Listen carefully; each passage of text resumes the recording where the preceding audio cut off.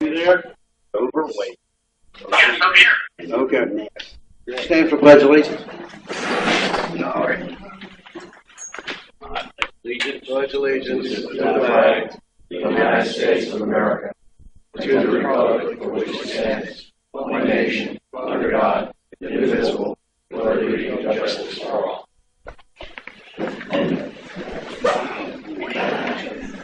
Thank you, sir.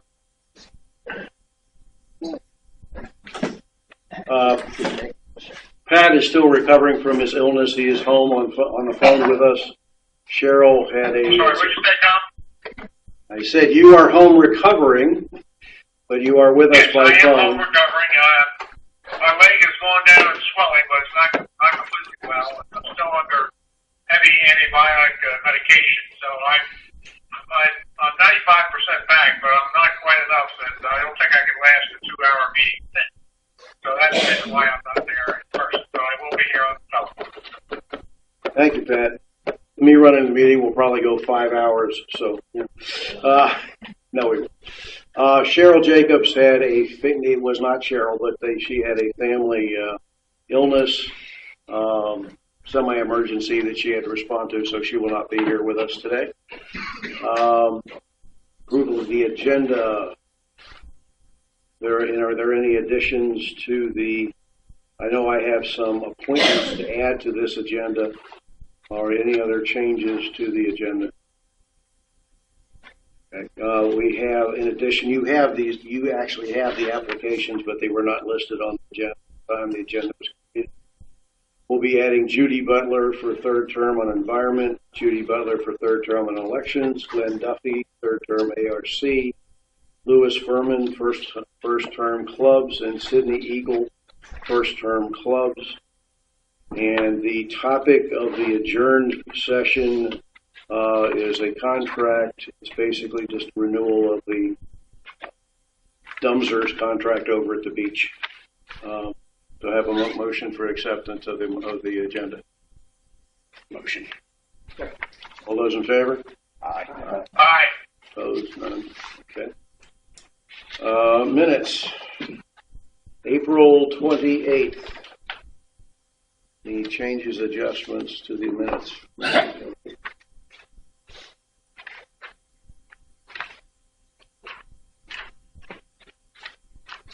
Move to accept. Have a second? Okay. All those in favor? Aye. Opposed? Aye. Okay. May 2nd. Any changes or adjustments? Yeah, I'd like it noted to additionally include in the minutes a report that on April 28, 2016, regular board meeting at 10:05 a.m., Mr. Jacob adjourned closed session for contract negotiations on the general manager's contract and also discussion of general issues with a turnover agreement for Section 17 in the point. Mr. Terry, second. All in favor? Okay. Any other changes? Move to accept. Move to accept. All those in favor? Aye. Aye. Opposed? Aye. None. Any remarks, Pat? The only thing I have to say in President's remarks is that please continue the topic on a high level in our discussion. Do not use personalities or call any names. Stick to the topic and let's move it along. Because you don't want me to fall asleep in the middle of the session. Thank you. General Manager's report. Good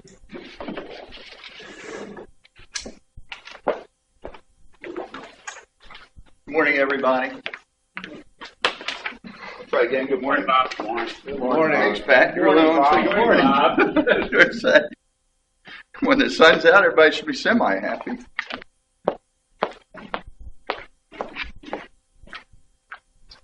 All right. Topics we're going to cover. Let's start with the financials. You had these in your financial reports, but I did want to point them out for everyone to see. The variances, golf finished year-end. Now, keep in mind with the controller's report that you all received, remember it's unaudited and there may be some final modifications or changes to those, so it's really preliminary. But with that being said, it would appear golf is $1,300 ahead of last year for the same time period, closed out the month of April, and that's the year to date. Yacht Club is approximately $105,000 ahead of last year when we closed out the year. Again, another extremely positive variance year over year. And lastly, Aquatics is approximately $163,000 ahead of last year's when we closed out the month of April. So Aquatics is actually within $5,000 of breaking even this year, which is a phenomenal turnaround in that particular area. Project seems to be the hot topic, so I have a number of them. I'm going to go through them. I'll try to go through them quickly. They are on I gave majority of them are in your board packet and your GM report. I did add in some that came up in the recent days that folks just asked me to give some quick updates on. First, the DMA reserve study. As you all know, we have that complete, or the draft was completed. You all had a review on it. Question came up, what was next? I'm actually am working with our controller, assistant treasurer, and we're going through and crafting some next step items. That will be out by next week. I'll circulate that, email it to you all as board members. It's just options to consider. As a matter of fact, Mr. Stevens, when he picked up his packet, stopped in the other day and asked you, so we need to figure out what our next step is. And I told him I was going to go ahead and craft something. It's just for consideration. The board certainly can decide what to do moving forward with that study. Country Club, if you all recall, over recent months, we actually had pretty significant water intrusion. And when we what we went after was that whole side of the building. When I say the side, where the carts are actually parked. And when we started peeling all the siding off, we found missing flashing. We found flashing that was installed improperly. We also found that over the years, there apparently have been several layers of pavement on that side of the building. And at one point, once they did the last one or two repaving or putting new blacktop in, it actually raised it above level of where the siding was. And water was running in past that pavement down right under the building, which created the majority of the water intrusion. As you all know, we've had a lot of water lately, and it would appear that we no longer have any leaks coming into the building. So that's a positive. So we're going to work on what the next steps is. As you all know, the board approved in the budget a study to figure out what to do with that building. So now that we believe we have the water intrusion taken care of, now we'll start working. We pulled out the old engineering reports, and we're looking at those, looking at some of all materials we have on the country club, come up with the kind of next steps there. Tom, I have a question. Sir. Yeah, we also allocated some funds to do some improvements outside. Turns Grill with tables and chairs, people sit out there, and also make some additional improvements. Is there any plans to do that for this season? There will be for this season, yes. We just haven't done it yet. Yeah, I think it was about 10,000. Yeah. Sure. Did that help? I know we had furniture and some other things. Furniture, so yeah, talked about maybe take. Yeah. No, we have that in the budget. We will move. We want to get that done early so we can enjoy it for the season. Okay, good. Thanks. Yeah. Sure. Beach Club bathrooms, as you all know, we crafted the RFP for that. I had mentioned that last month. And between then and now, I've actually met with a local architect from one of the larger firms here. He actually has been extremely involved he was involved with 10-year task force, involved in some of the other projects we've done, lives in the community. Had to sit down and we talked, started with the country club, because his company had done one of the recent reviews on it. And we went from there and also talked about the beach club, any concerns, architectural changes, ADA issues. So we went through all of those. I feel real comfortable. And part of the reason to slow down, make sure we get that right, I don't want there to be a big gap or something we missed when we put the RFP out. So we've been through that, feel very, very comfortable with that. We should have the RFP done internally. Our goal is to have it out by the second week of June, and it looks like we're going to be able to do that. Just get it on the street. It's not really an urgency it's a fall-winter project, so timing works for us. So we'll get that out so we can figure out what to do with the bathrooms over there. Bob, Yes. I'd like you to flesh that out a bit. You came up with with an agenda for completion of this particular project at one of our last meetings. Jack, you use your microphone so that. Has anybody heard anything I've said? No. No. Okay. At one of the earlier board meetings, Bob came up with an agenda and a timeline in the schedule of this particular project as to when it would commence and when it would be completed. At that particular time, March 24, 2016, Bob indicated to us that he had received the RFP and was reviewing it. And later on, I found out he was reviewing it with, I don't know, community members. Is that what I was told? Something to that effect? Yeah. Yes, sir. Okay. In any event, that particular timeline was an RFP would be issued the week of April the 11th, site and visit walkthrough on April the 25th, bids to OP8 by a close of business on Tuesday, June the 14th, bid evaluation and review by OP8 to be completed by July 8th, and therefore sometime after July 8th, the board would act.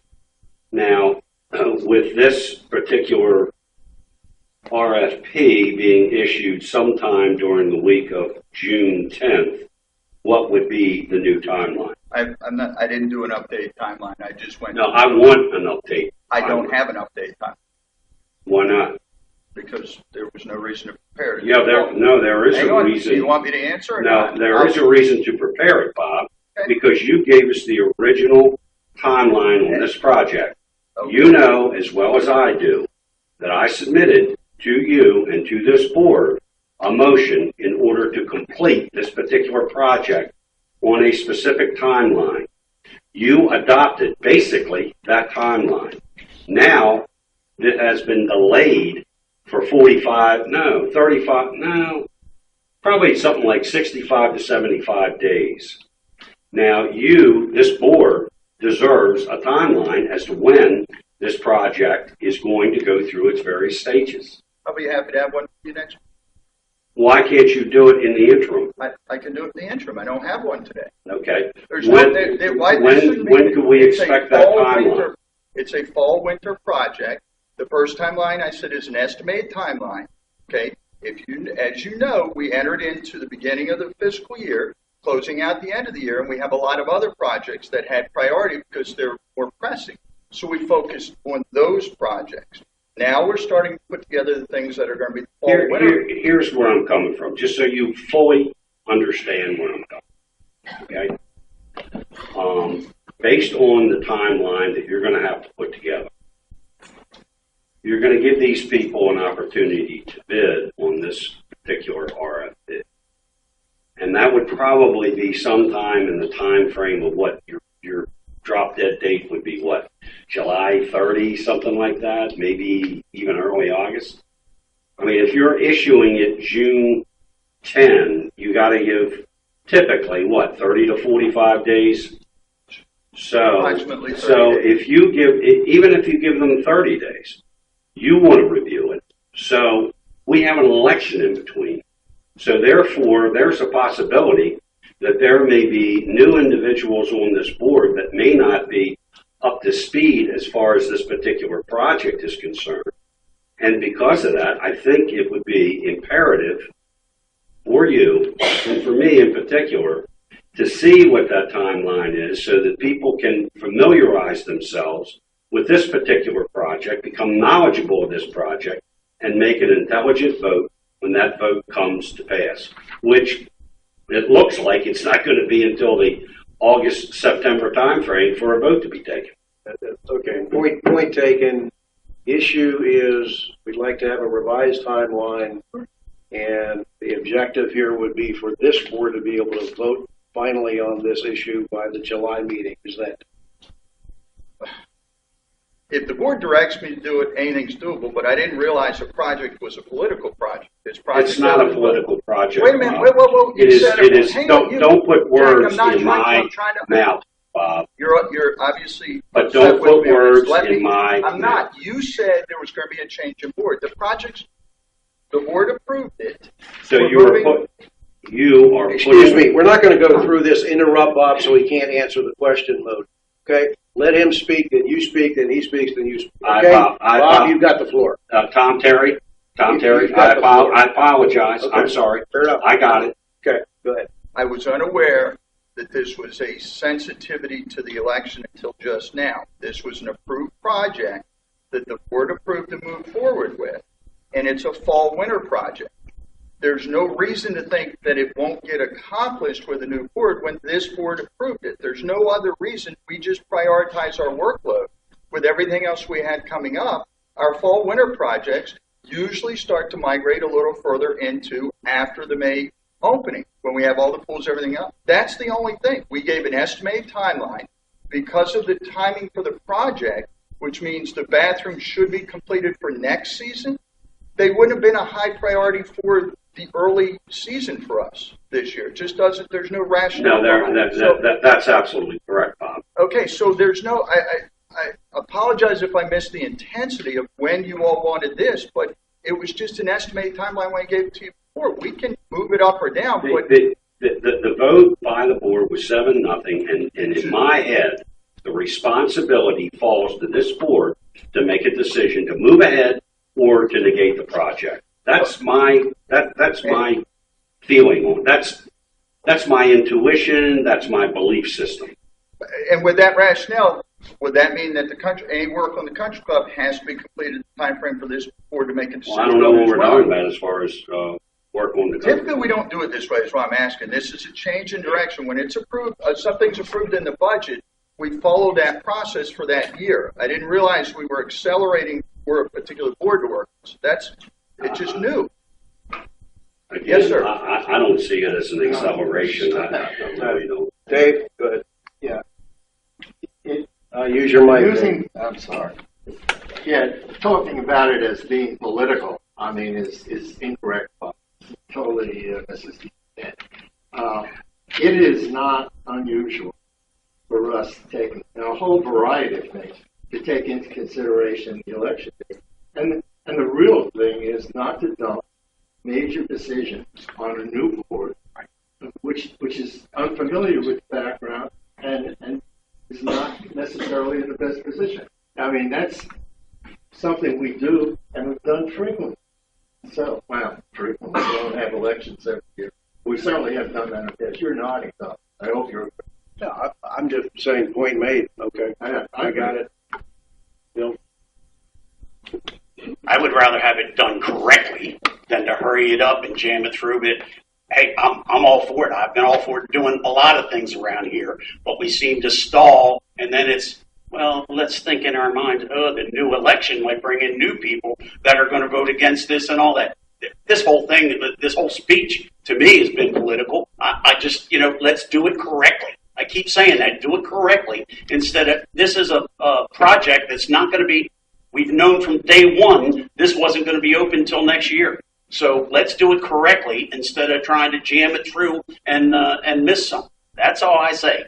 Do it correctly and do it once. I've always said that. Do it once, do it correct, and move on from there. Okay, to close this down just for a second, Bob, when can we have a revised timeline? Just I can have it the next couple of weeks for you. I'll just email it out there. fair enough. I accept that, Bob. Thank you. I realized it was such a hot issue. I really didn't, Jack. It's not. Bob, it's not a hot issue, but since I've been on this board, you know that there's a group of people that have supported me within this community. You know that. Well, in any event, one of the hot topics on their minds is this beach club. And I have done research on it. I've looked at the history of it. And by golly, this beach club should have been renovated, 5 years ago? And it was not.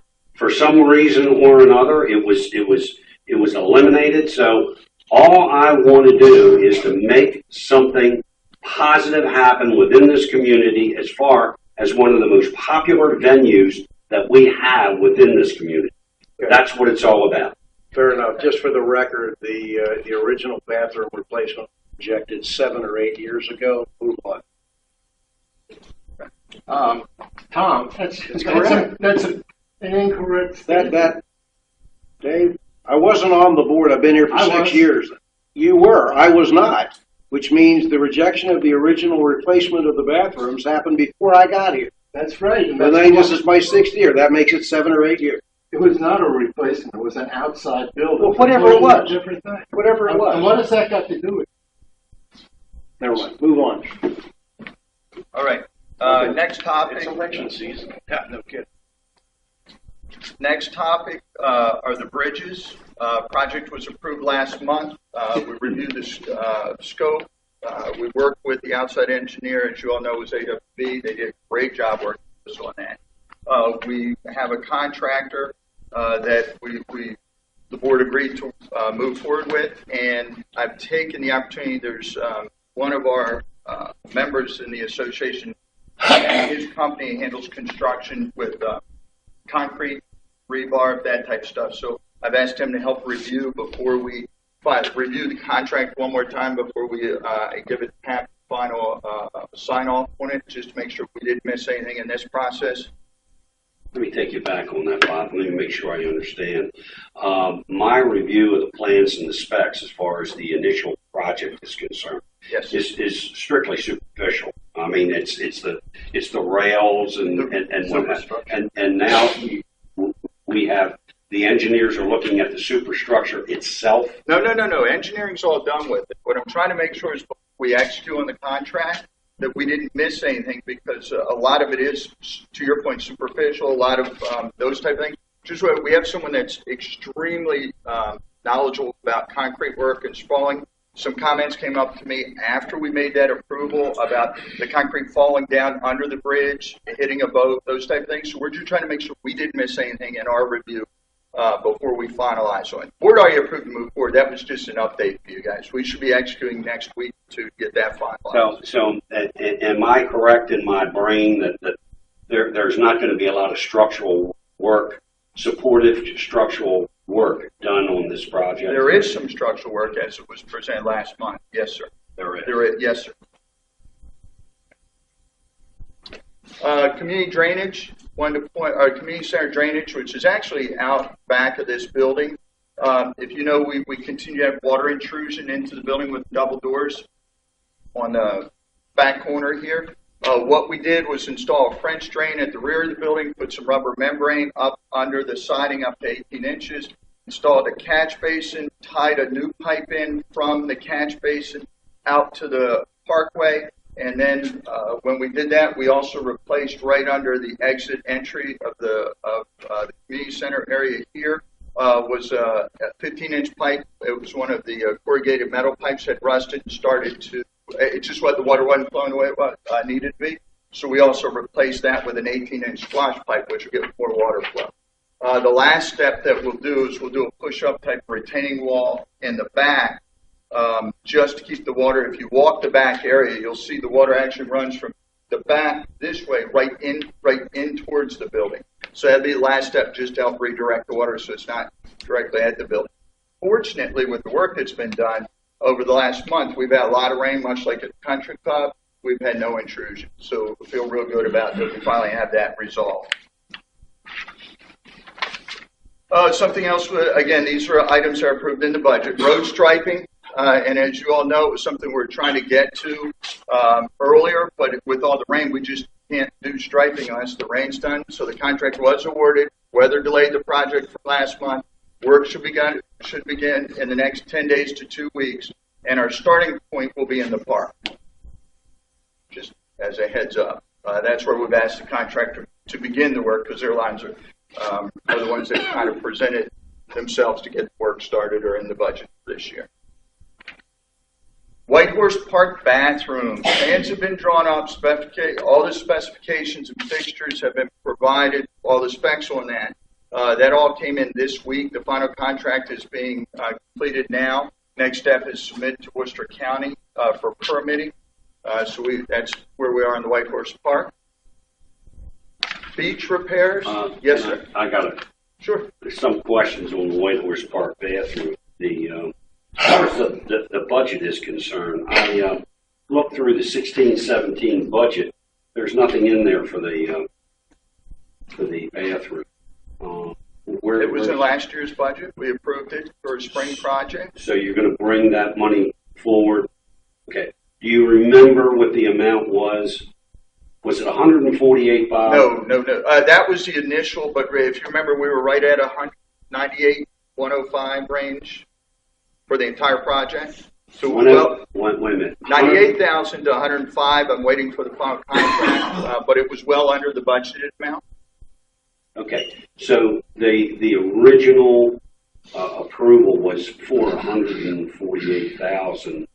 However, you may spend something less than that in order to complete the project. No, sir. The original budgeted amount was at the 140, 150 range. The board, when I brought it back with the final number, it was closer to 100, and the board approved that. So you're working with a $100,000 budget. That's what I'm trying to qualify. Yes. Yeah, So and you're I don't have working with a $100,000 budget, Okay. right? Approximately, yes, sir. Okay. If the county comes back and the county says you have to do X, Y, and Z as far as mitigation or what have you, which would increase the cost of the project, are you coming back to us? The budget included a contingency for that work. Do you know? I'm not sure where you're going. I just want to know what the cost of the project is. I don't know Bob. yet. That's all. Okay. Project was budgeted at let's say 140. Yeah, somewhere. Board approved somewhere around 86 to 90 was the total approval. We added a 10% contingency when Which it was is 8,000-9,000. when it was approved, and that's where I'm giving the $100,000. My whole thing was just to tell you where the status was. I didn't bring the package No, I understand. go back through it. No, I The understand. board's approved it. It's a project underway. It was just an update on the project. I'm not That really money's coming out of the replacement. Yes, White Horse Park bathrooms. Dave, I don't want to say it. You'll know better than I did. I don't have the file from me. I think it was replacement. Weren't we replacing these, or do we do it as new? I'd have to check. Again, I didn't bring the file. It was just a quick update on the status. I apologize. I didn't realize it was going to be. Well, where I'm coming from is I don't know if you're in jail as far as the amount of money that you can spend on this particular project. That's where We're I'm coming comfortable where we are right now. If there has to be a change and something else, as always, I bring it to you. from. Okay. I don't know why that would change. That's the thrust. Correct me if I'm wrong. If it comes out of replacement, this is no issue because it's one thing. But if it comes out of this year's budget, though, I don't remember exactly where that thing was listed. It may have been replacement reserve, may not have been. I'm not sure. Your assumption is correct. You know, either way, if he goes, we've already approved the money. If he ends up needing more money, he's got to come back and ask. oh yeah, that's not my issue. You know, I know. This year versus last year. Thank you, Bob. I'm trying to give updates. Thank you. Beach club repairs. If you all know, I've told you a couple times, we had the roof damage in the storm a few months back, went through insurance. Again, just a quick update to show you. The work. There's the roof of the building that was torn off. There are the pieces of copper that came off of it. That work's actually now being replaced. Again, another project, the outdoor project, rain had some delays on it. So they're underway. They've been working on it all week. As soon as that part gets finished, they'll go ahead and replace the flooring upstairs. This should have no impact on us for opening up for this weekend. We don't have anything scheduled any work to be done upstairs, or any things going on upstairs. St. Martin's pipe replacement. We did replace the pipe out there exactly as some of the concerns came up that we had to modify slightly when we did it because the piping here, there were a lot more utilities under that roadway as we had anticipated there probably would be. So what we had to do is reduce it from a 24-inch to an 18-inch, but we ended up going with a squash pipe, which gave a little more width. So that project got completed and finalized.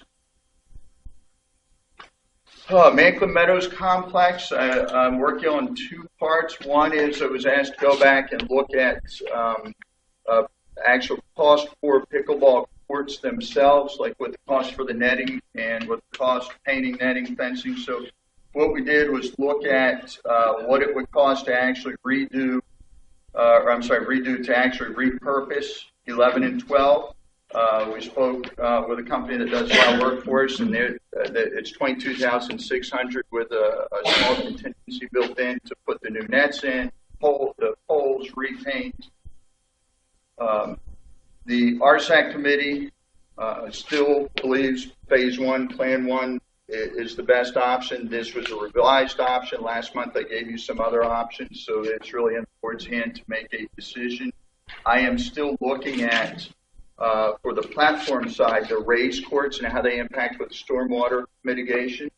The one area that had refurbished courts that we could buy used courts for the platform, they're no longer available, but there are, we were online looking at several, there are other companies that offer refurbished or used courts. So we're exploring what those costs will be, but more importantly, how it's going to impact the stormwater mitigation. Because the raised courts came up that they may not require as much of the stormwater mitigation, which would dramatically reduce the cost for the overall project. Yes, sir. Yeah, now, this renovation of initial courts or courts that are underutilized, let's put it that way. How many pickleball courts would be established on these? Eight. So yes, sir. And how many courts would two courts, or how many courts would go? The refurbishing. The two tennis courts. Two tennis courts. Yes. Eight pickleball. Any timeline on that? Any ideas that what your thought process is as far as timing? About 30 to 60 days would be my guess. It's going to depend on how long it takes to order the netting and posts and setup and those type of things. Could be quicker. I mean, if the materials are available with whichever vendor. Again, I keep bringing different options for the board to consider. Yes, I'm kind of getting ahead. This would have been something I would have talked about on the spending action. This one house fund. Going back to the platform, they said, well, it may or may not have an impact if we get this other raised platform, then we won't have to, and so forth. We've been kind of waiting for these platforms for some time. I mean, I haven't actually, but there are other people all over. What I'm trying to do is trying to find out at what point do we have the information such that we can make a decision. Do we have it now? I don't think so. It's not what I said. You have enough information to give me the go-ahead on pickleball courts. I've given you. The pickleball is fine. Okay. Yes. So I'm exploring one of the platform members was kind enough to bring to my attention. Followed up by one of the additional member that forwarded me the information on the raised courts that they may not have impact on the stormwater planning part. We had not considered raised platform courts. They were going to be impervious. So that was a completely new angle to explore. That was brought up. Interrupted, but that was brought up during the meeting. Yes. Somebody sort of towards the end. Somebody said, look, I can't remember exactly. Yeah, and I can tell you, Scotty Wheatley's the one that talked to me 2 months ago,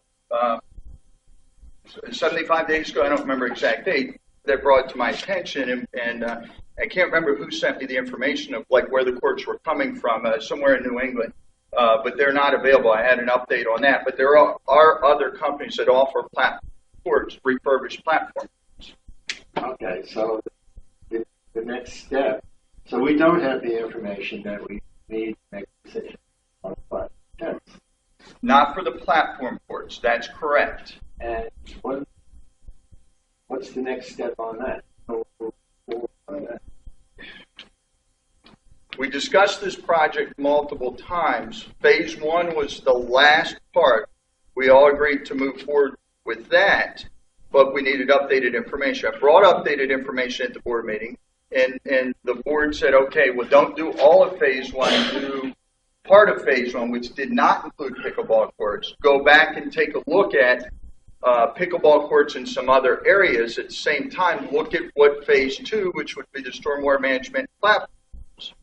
So we're doing that now, but the pickleball information we had available, the first one, I was asked to go back and look at netting and those type of costs and repurposing either 8 and 9, 11 and 12, 1 and 2. So I looked at all those, and I'm coming back with this piece. Stormwater mitigation for the other side is a much bigger, much larger process, because that's where the majority of the stormwater mitigation was coming in, because it included board-approved phase, the fourth option that was brought to the board for consideration for the entire project, which included parking lot realignment, included 2 more courts with platform with the possibility of 2 additional courts after that.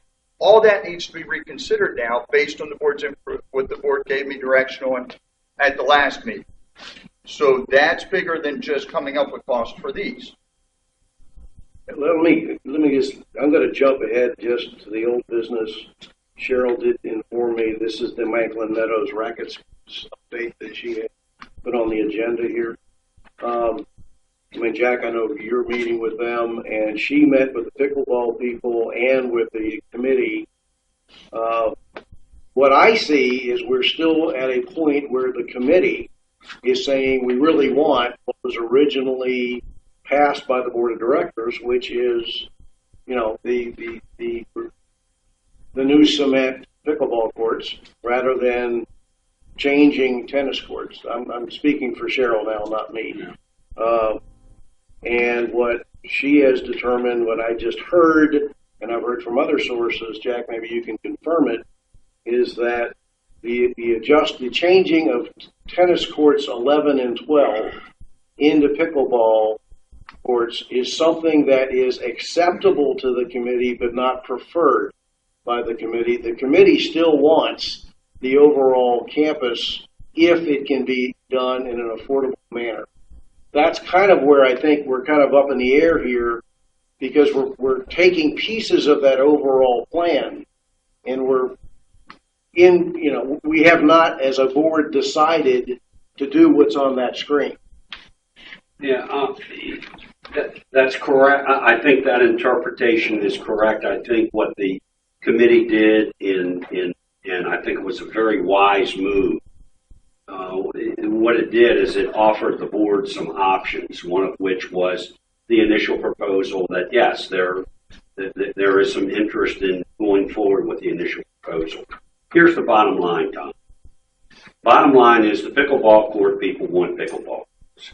They really don't care where those pickleball courts are located, as long as they get their dedicated pickleball courts. That's what they're interested in.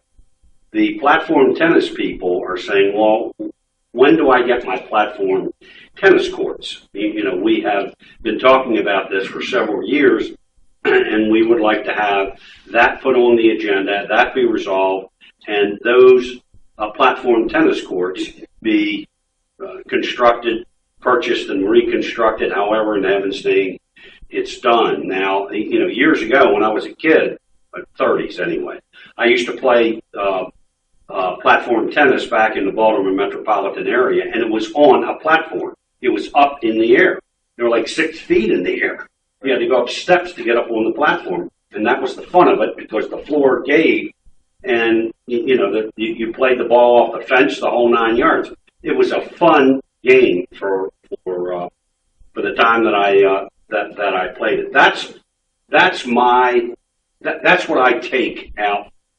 These people want results, and they are willing to work with whatever solution is presented to them. And I think that's a fair presentation. There are several individuals in this audience. John, am I representing this correctly? Okay. I'm not making it an open forum, David. What I'm trying to do is make sure that I represent the thoughts and the processes. Okay, we've got this summary. Sure. Bob, I know that the people have been these courts for at least 4 years. It's been in the budget. At least. weeks, way before pickle was even a membership. And Okay. it seems to me that the thing that's holding those courts up is the pickle courts. Where was the pickle court? Because we ran into some problems with stormwater mitigation. On the pickle end of it, I was wondering if you could explain to us what the stormwater mitigation is for the platform courts near the cut, the warming hut that they have, and how much is that involved in the cost of putting in those two platform courts as opposed to putting in the raised ones. It seems to me that the biggest stormwater mitigation issue is where the new pickleball courts were going to go, and not so much platform. So I'm asking for the explanation on that. Yeah, that's not entirely accurate, and you wouldn't know, you weren't on the board at the time. This started 4 years ago. We had a plan to put pickleball platform courts up. We were coming to a board meeting, and it went. We had strong membership position change the day of the board meeting, and we stopped the project to reconsider it again. This has happened multiple times. Get right up to the edge to get started, a change in direction. Okay? So, I was then tasked with, and this was a year and a half ago, go back and come up with an overall plan for the Manklin Meadows complex, inclusive of 2 platform courts with the possibility of addition of 2 more after that, inclusive of pickleball courts, inclusive of anything else that needs to be accomplished down there. So during that time frame, we had to look at what any new regulations, any current regulations when it came to stormwater management. We are near wetlands in that area. So, and that area is salty overall. If you walk it, look at it, people know. We also had drainage problems around courts 9 and 10, 11 and 12, and between 9 and 10 in the 2 platform courts for years. And when I say that, it's in this general area we had water, and we had water that was creating issues for these back courts, for the hard courts. We resolved that. We actually improved drainage for the entire area through this process. Once that was improved, that also includes this area here, which is where the area that initially Platform wanted to have some additional courts or pickleball courts. The challenge with that, this area, the way we redid the drainage, actually helps keep this whole area dry now. We no longer have the drainage concerns. So if we start to do work here, which was one of the initial designs, we're going to impact drainage again, which may have a negative impact on what we've already spent money to fix. So we brought a plan plan 1 to the board, and I don't have each plan solid in my mind. We started with a relatively smaller project that we could have done quickly. It was kicked back because there wasn't enough of X, whatever, at platform pickle, I can't remember which. We went to plan 2, went to plan 3, finally plan 4 is what the board approved. Plan 4 was inclusive of moving the courts where they've been proposed now, stormwater mitigation for this whole area between the ball field, between the current platform courts, putting new courts in, and reconfiguring the parking lot. We knew when it got to that point, it became a massive project from what could have been small and quick because it just kept getting kicked back and forth, grew and grew. So that's where we ended up. So we had to backtrack and look at it, break it down into phases. So it's not a pickleball issue with the stormwater. Quite frankly, we had that one already resolved on phase 1. That's relatively simple. It's a very small holding pond where the current gazebo sits right next to the ball field, or next to the playground. So that's resolved. So it's the other side, and we're going to have to decide, are we changing the parking lot, which is what the board said we need to move forward with on phase 4 or not? How does the platform, the raised platform, impact stormwater? I'm hoping the raised ones, we don't have as much stormwater mitigation, and we don't have to reconfigure the parking lot. If those 2 things come to pass where we don't have to do those, I think the stormwater mitigation becomes a much lower cost to us because there's a pretty big holding pond between the ball field and the parking lot and the platform courts. And that's where a lot of money came in. Right. Specifically, what is the cost on the stormwater mitigation for the platform? There's not one for platform. We didn't break it down. You're asking a question about a project that's been separated. I can't give you a specific stormwater mitigation. I can tell you the board approved for phase 1 which included stormwater mitigation for phase one, which is where the original pickleball courts were going to go. You all approved approximately 150, not to exceed 150. That included stormwater mitigation, moving the parking lot, fixing the playground, and that stormwater mitigation would take care of if we had elected to put pickleball courts right there. That's in the 150. Going back to the pickleball courts in the different section. What I'm trying to You get said you to what was the- concentrate on is platform courts, the mitigation issues relative to the two platform courts. You keep going back to the pickleball. You just asked me what the stormwater mitigation costs for Well, platform. pickleball. No, sir. I don't know what No, sir. platform is. We Yes, sir. haven't gone to No. that side yet. You Well, said my point is this: they've been waiting 4 years for these courts. We're worried about pickle, but we're not concentrating on the original project 4 years ago, was to put two platform That's- courts. I'm moving every time I bring it to you all. It pivots. We could have had this done 4 years ago. Definitively, go back and look at it. We've made changes each time. Those changes have increased the cost. Just where it is. So I'm not delaying it. We've teed it up multiple times. I need direction of what you all want to do. This whole thing has grown into something much bigger, much uglier than it needed to be. So I don't know what to do with it except keep bringing you the pieces that you're asking for.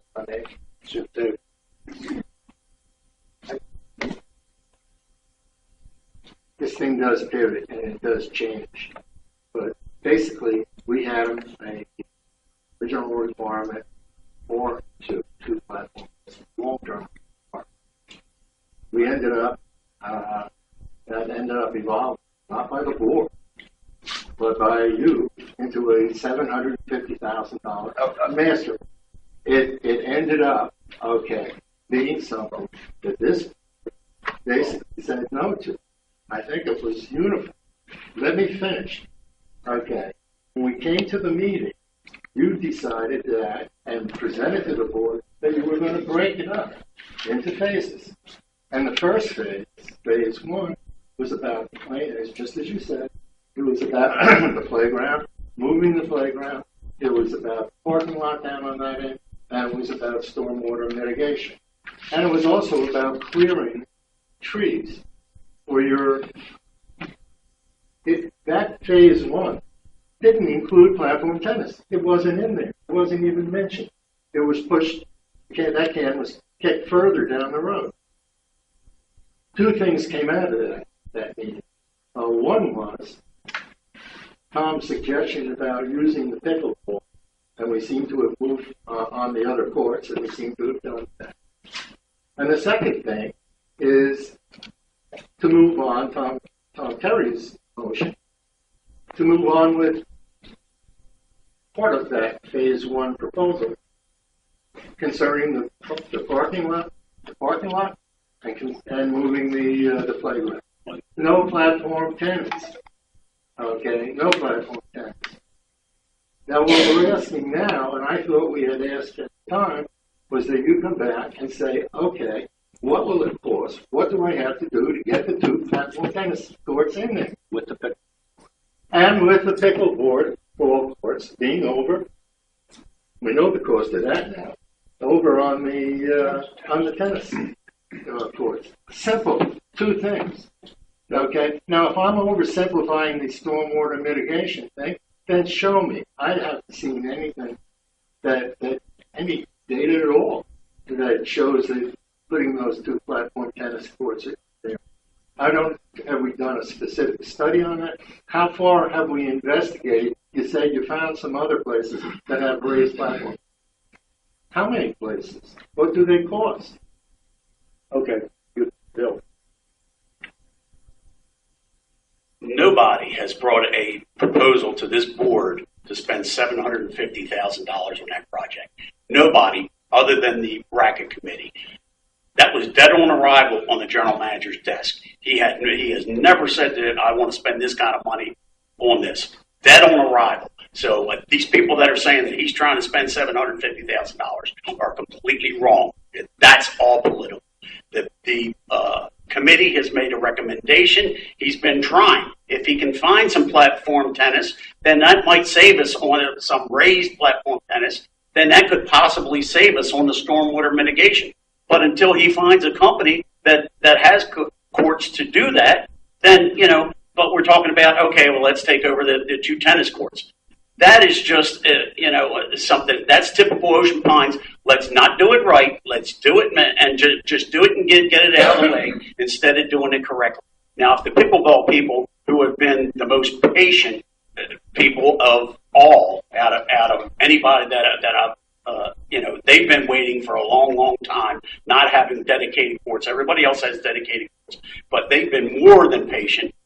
If they're okay with going with the 2 hard courts but to say that, the general manager wanted to spend $750,000 and all that, didn't happen. There was a mistake made by, staff throwing out a number, and then the next number that came in was completely way out of whack. So, but, let's do it right. He's trying to find a company that has the raised, because if they had the raise, then we may not have to work so much or spend so much on the stormwater mitigation. He's working on it, but I don't know. It's you got to do this, you got to do that, you got to do this. He's been working on it for 4 years, and the board keeps shooting him in the foot. So my one question is: are we going to have this done by the end of this board? Because we certainly don't want to turn anything over to the new, from what I understand today. All right, let me just level set where we are, because I think that's what we need to do. 3-4 years ago, Bob is absolutely correct. There was, in fact, an alignment created via the committee, the advisory committee, which did, in fact, blow up the day of the board meeting. That's a fact. It took us a year to get back on track again to try to get the finances of this. At some point along that process, someone raised the issue, instead of piecemealing, put this in and maybe then put it in the wrong spot, and put that in and maybe accidentally put it in the wrong spot, or do something and then you got to undo it again. The idea was to create an overall campus management plan so that we would predetermine where the various pieces were going to go. This board, not this board, but the board of directors of Ocean Pines passed version 4 of that, and that went out to be priced out. The price that came back was rejected by the general manager. It was, as Bill just said, that total package has never been presented to this board of directors by the general manager. We are now in a situation where we are, in fact, taking parts of that master plan that was voted on by the board and now trying to implement them. We now have in front of us an opportunity where I think we have some cooperation going on amongst the various racket sports. And I commend them for doing that. That would allow us to repurpose 2 tennis courts, and these are generally prices that are on the wall, that would allow us to take action and get pickleball. We also have in the flow here an option to build above ground platform courts, which hopefully we can get some pricing on that rather quickly at this point, and to be able to make a decision on what we want to do with that. And until we know what the impact of that raised court is, we don't know the answer to what the stormwater impact is. Clearly, the overall program, with everything being done at ground level, came back at a price that was unacceptable to the GM and clearly not acceptable to this board. So I see 2 things on the table, but we're going to take public comment before we do anything. See an option for us to find a home for the pickleball players, and I think we have an option to now finalize what the step would be for platform, be it raised or not raised, and be able to move forward on this, for what in essence is a revised master plan, which at least for the time being puts pickleball on a tennis court and adds potentially 2 more platform courts based on a price that we can figure out what that price is. Right now, the original master plan that was approved by the board is not affordable. So we're trying to find a way around that. If we can take this action then I think that takes care of part of it. And then we still have time with this board, I believe, to put the pricing together for what we can do with paddle, platform, paddle, whatever you want to call it, in order for us to take action. Clearly, the overall master plan where we were building new pickleball courts and moving the parking lot, all of that, while it was a grand idea and it did capture everything, the price of that came out apparently too high. That price has never officially been presented to this board. So at this point, I would like to move on to the rest of Bob's presentation, get the public comment, and then maybe we can come back and revisit at least this part of it. Dave? Well, just one question. Sure. Okay. And I forget it later on. I believe we're saying general manager has an action to come back to this board with the with paddle platform tennis. I mean, do you agree with that? That's clearly the implication that I just I said. hate implications. I Yeah. like action. we got a lot of implications that flow by the. So okay, can we put a time frame? Well, hold on a minute. I think we need to have public comment before we vote on anything that might leave the dollars being spent. I have made a motion. Okay, well, okay, but again, asking for that is in essence making a motion for a timeline. So let's get public comment. Bob, let's finish it.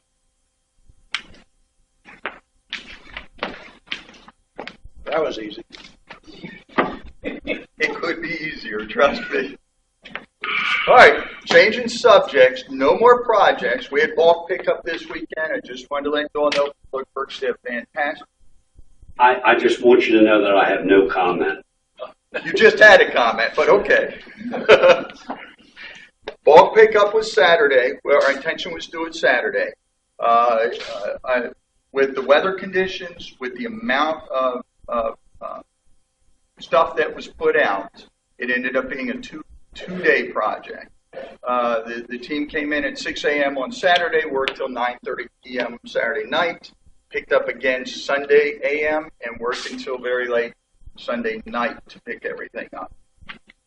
You can see, I gave a picture, you can see the large 30-ton dumpster here, and you can see how much more we ended up picking up. So we've had a lot of positives, had some folks calling, they were upset because we didn't pick it up Saturday morning like we said. Again, 70 miles of roads, people need to use a little more understanding. The guys worked long hours and got it done. So I'm real proud of what they did. They worked real hard. Attitude stayed extremely positive. Work got accomplished. If I can interject, Bob won't tell you, but he was out there for most of that time working with them to try to get this stuff picked up. I think he needs to be applauded for that. I think that's only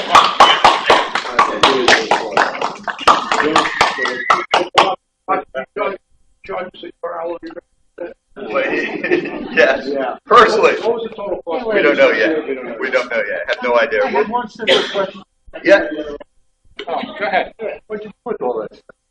It's all right there. That's in the public works. When you come into the public works, the building's to the left, the yard is or to the right, the yard is to the left. It's all stacked there. We're moving out dumpster load at a time. Where you put Landfill. Bill? It says on here, Public Works team did an outstanding job. Please thank them for me. I kind of thought this was going to be a problem from the beginning with this must be out by 6 a.m. I was out. I went I left, I live almost in the middle, drove down the south side of Ocean Parkway at 8 a.m. There might have been 5 people with stuff out along that whole thing of Ocean Pines. It was advertised, have your stuff out by 6 a.m. because wasn't out there and the truck came by, weren't coming back. Well, I came back into the community on the south end at 10 o'clock, and there was probably 30 more out there between 8 and 10.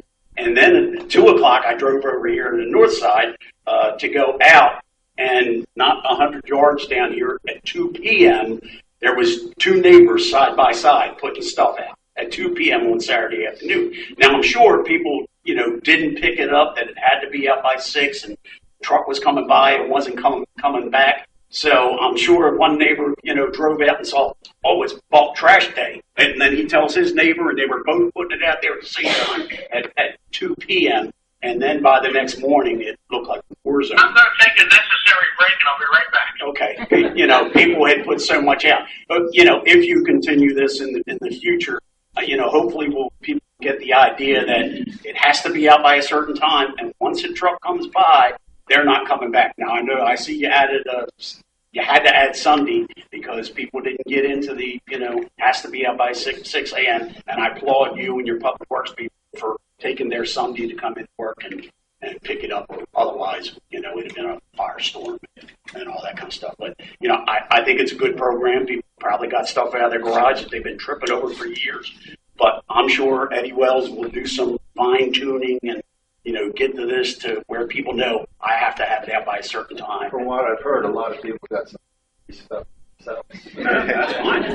Yeah, it was lessons learned from this, and we've already written some of it down. But moving forward, if we do the project again, I think it's a good project for the community.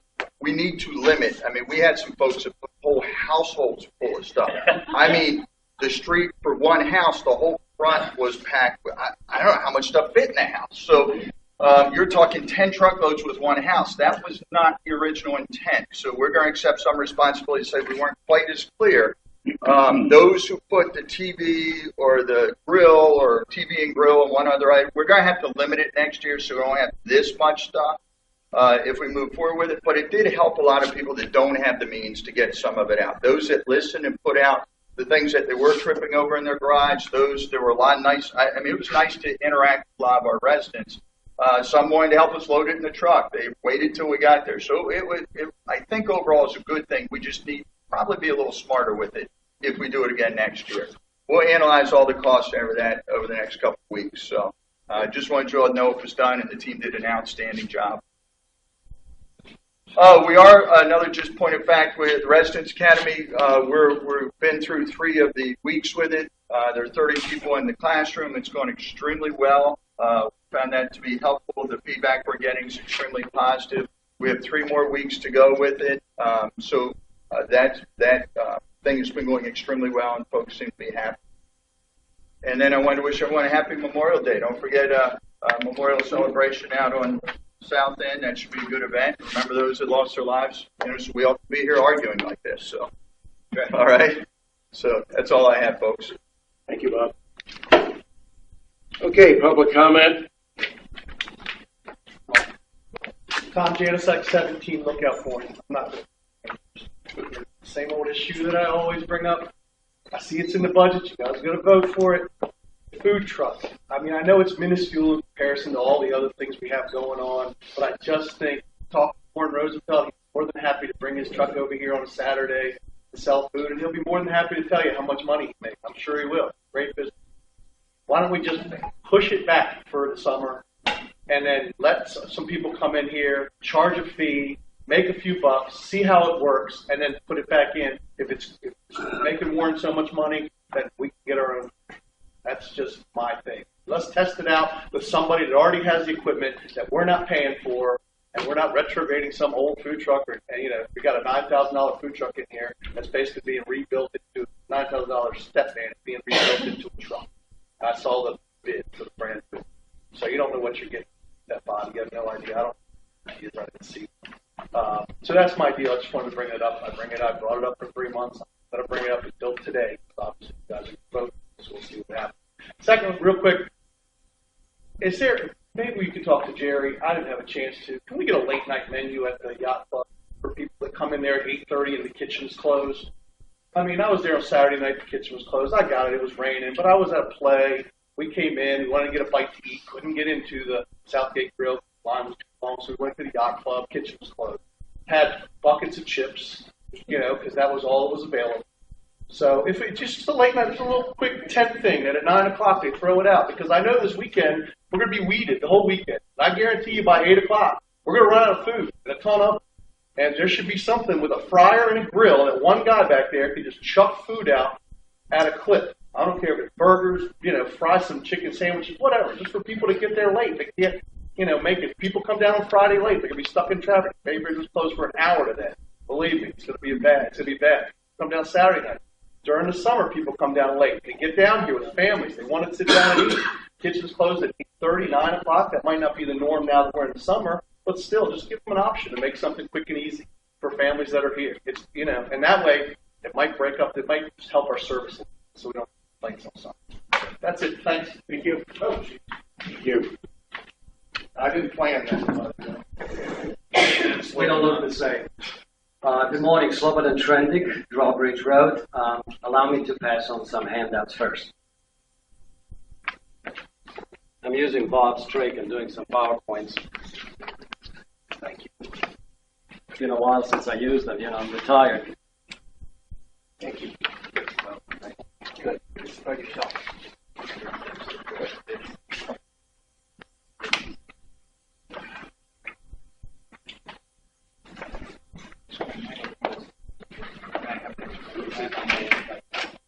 Run out. I'm able to. Okay, I'll give a copy of this, sorry. And to our friends in the media, I don't know, sometimes, you know, friends, they're just doing their job. Right? Okay. We have to take criticism. Thanks, Pat. Compliments. And shares.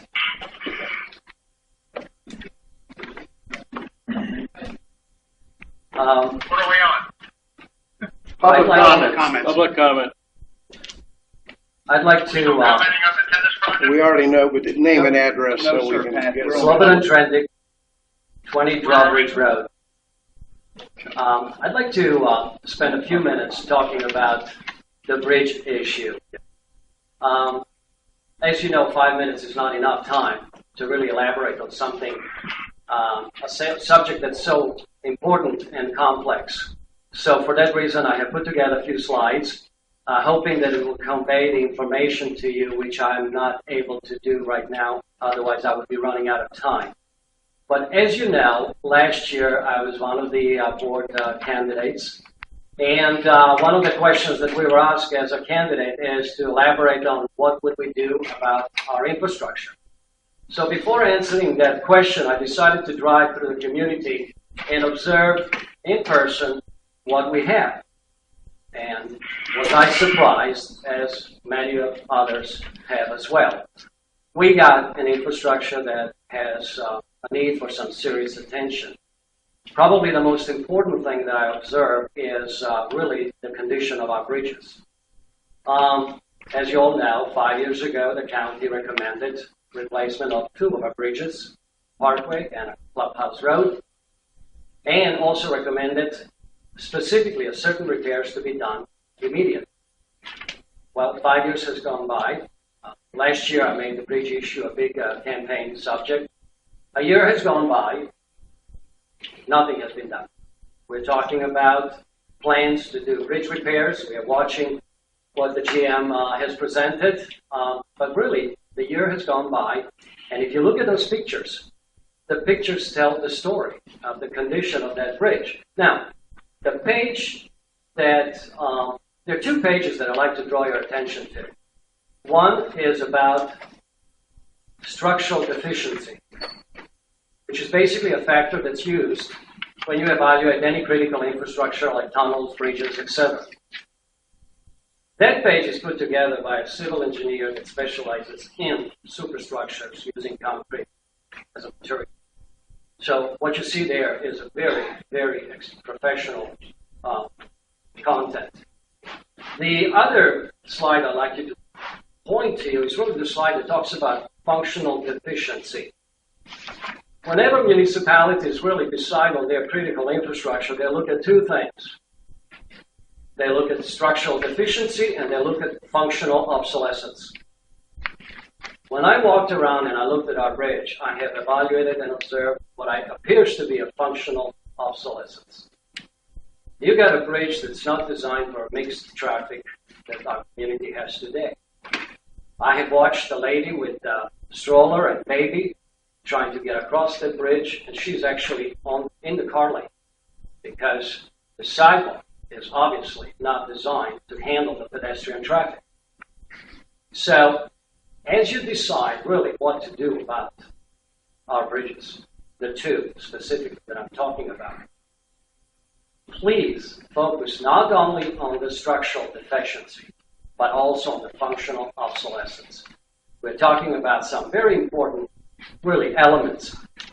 If you think about a fire truck, the platform, ladder, fire truck, it weighs in excess of 70,000 pounds.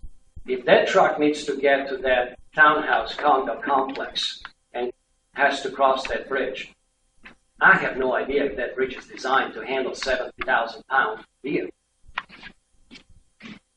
Think about the pedestrian traffic, bike traffic. Look at that rail. I went and I looked. That bridge doesn't even have warning signs to prohibit pedestrian traffic. It is unsafe. If anybody gets injured, what are we going to do? So there is final thoughts page in which I'm urging this board to take a couple of immediate actions. Really to protect yourselves and the association potential lawsuit causes the negligence, because all of this is really on record. So, give it a serious look, but at the very least, get somebody to go out, post the signs. Not that people are going to stop crossing the bridge, they will continue. But guess what? They're doing it at their own risk. You have the sign, you have a legal protection, at least you have made the conscious effort to do really what should be done. My final thoughts are on that page. I hope you take the time, take a look at it, because really we are a 50-year-old community. We have aging infrastructure. Some of the things are really no-brainer, like perhaps bridge replacement instead of repair. After all, half of the bridges in this country are designed with a life expectancy of about 50 years, depending on material used, design elements, and things of that nature. As you can tell, I've done a lot of Googling and studying, but I apologize. I know I've taken a lot of time, but I really feel, I'm trying to convey the message, but I really think it's truly met in a very honest and helpful way. And please focus on that functional obsolescence, because that's what most of the municipalities and 50-year-old communities are struggling with. Thank you for your attention. Thank you. Thank you.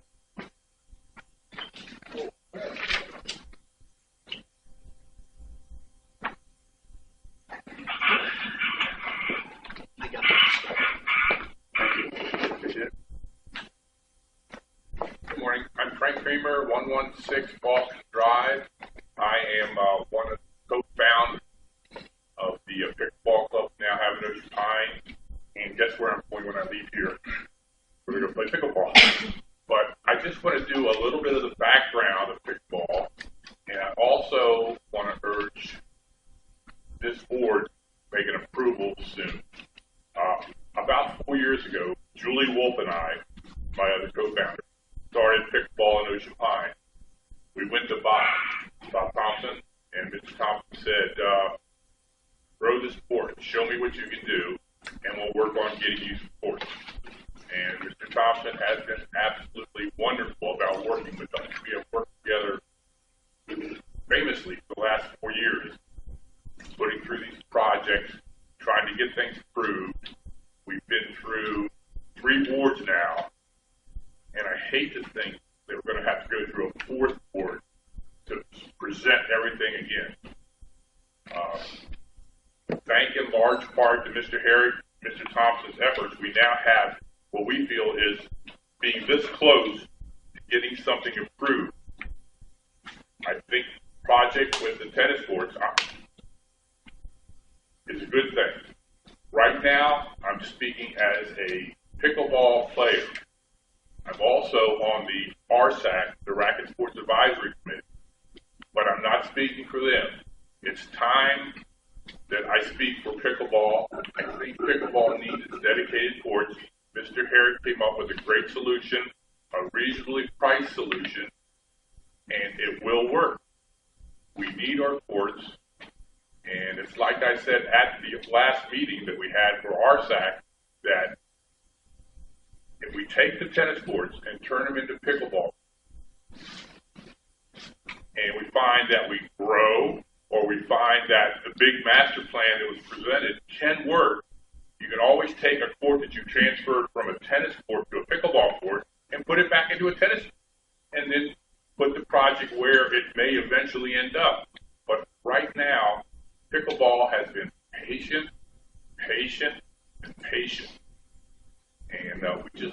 see a place where we could call our own.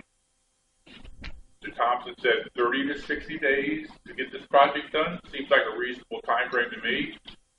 In that 30 to 60 days, he could be working on the platform. So as soon as one project is done, the next one can slide right in. It just makes sense. And we're just trying to get the current board we have to act on it. Either let us have some courts, tell us to go away. It's been 4 years now. Just do something. Please.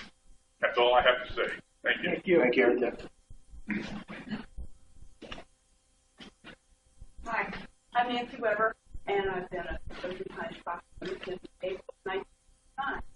And I want to just say thank you so much for the life. I could not be happier. Thrilled that when we came last night, it's getting to get dark, and I was so pleased to see all the lights are alike, and none of them are broken, and it looks like it did in 1969. I'm very happy. We're part-time people, and I try to keep up. But I heard this rumor that comes surprise that there's an idea that there's going to be a water shuttle. Take people across Davis Island. It's not going to happen. Well, I mean, I just couldn't believe it. I thought, people at our yacht. If that happened, where would they park? Well, the county's already asked about our parking issues. And I can't imagine. Now, back in 1969, we did have a water shuttle. It wasn't included. We needed it, and it was used a lot. And I could see common sense, but I just need a water shuttle to take people away from our yacht club, but still in our park. Thank you very much. Thank you. And thank you.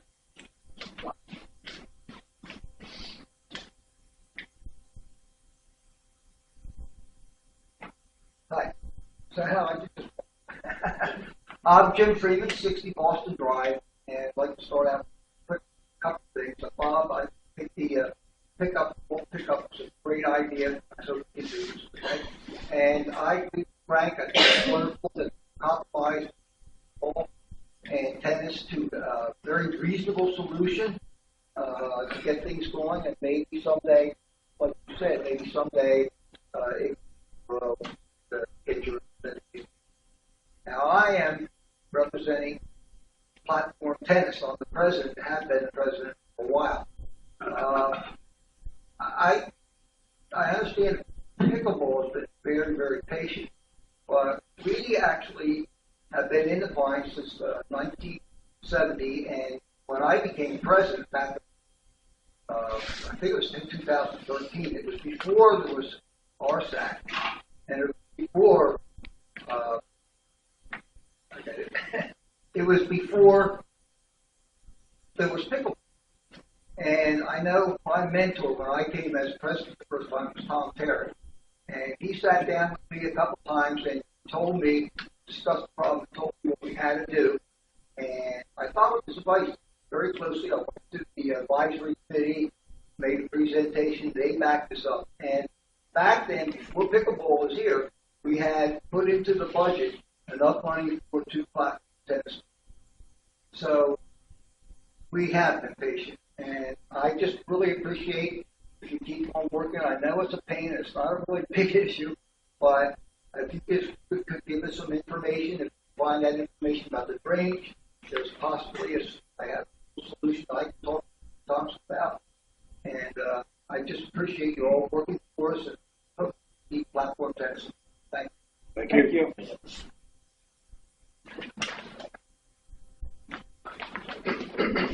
Don't crash into each other. I want to run it right. I don't want to run it. Ray Unger, 22 Liberty Street. I have a request from Perth and Sadie that we fill in some of the dog holes that are in depressions down at the Little Dog Park because they filled with water. Now we have to use big time. Thank you.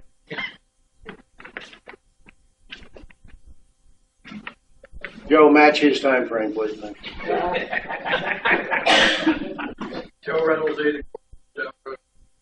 on the Magnet League project, it sounds to me like everybody's pretty well in agreement that we ought to go ahead with the new pickleball courts on the old tennis courts. But just a little bit of history. Number one, 2 years ago, I believe it was, board of directors voted to approve $250,000 to do the whole project, big project. The $250,000 number was provided to the board of directors by your general manager, Mr. Thompson. The board voted to approve that money. Unfortunately, when the general manager got the prices, it was $750,000 or thereabouts. So then we did a backtrack. Now here's what concerns me. I believe that the board approved $150,000 or so for work up there, moving the playground and the parking. And I believe that $150,000 could be enough money to include the $22,000 to do this, and you don't have to vote for any more money. My reason is this. At the time you voted for the $150,000, there was a dispute. There was some controversy about what was really being done. And Mr. Terry, and I believe Ms. Jacobs, I believe I had an email from Ms. Jacobs, I'm not sure, but I was told that none of the work that was being done was related to pickleball. It was only for the parking lot and the moving the playground. That's what we were told. Today, standing right here, Mr. Thompson said that the work that's being done up there, the 150, I assume, included mitigation for pickleball courts for phase one, stormwater mitigation. Now, I don't know how much of the $150,000 is stormwater mitigation. Why are we spending money on stormwater mitigation for future pickleball courts when we're told that's not the case? I don't understand. And I don't think most people in this community understand. In fact, I'm not so sure the board understands. That $150,000 is more than enough to simply move that playground and put in a small tennis court. You're shaking your head, Bob, but if you can explain it all, I'll be glad to hear it. You stood right there, it's on video. You said that work. I'm not talking, Joe. I didn't say that. You weren't talking to me, you were shaking your head. Sometimes actions speak more than words, but at any rate, I think the board should study that and find out what we're doing up there, what you approved. I don't think we really know what you approved. I think Mr. Thompson knows what we approved. And I think he said it today, that 150 includes stormwater mitigation for 8 future pickle courts in that area. Thank you. Thank you. Anybody else? Oh, yeah. John O'Connor. Address, items. John. 2 Galway Place, Section 10, 747 lot on the corner. 3 items. You have here that you're going into closed section on a contractual issue. I just want to know what the subject is. Yeah, I announced that you came in late. We're doing the Dumsers contract over at the Beach Club. Oh, okay, fine, thank you. But the other thing, I'm also a member of the B&F committee. I believe the White Horse Park path coming out of the Legacy Reserve. If memory serves me, I don't have the number there. And the other thing that's important is you talked about a reserve study that you're going to get an outline for the next step. I strongly urge that you give that to your B&F committee to review prior to finalizing whatever it is you're going to finalize. Thank you. Thank you. Anybody else? Okay, close public comment. Capital purchases, Bob. All right, capital purchase request items. The first one is for mowers for the golf course. They're an approved budget item. And I want to draw your attention to 2 parts. We have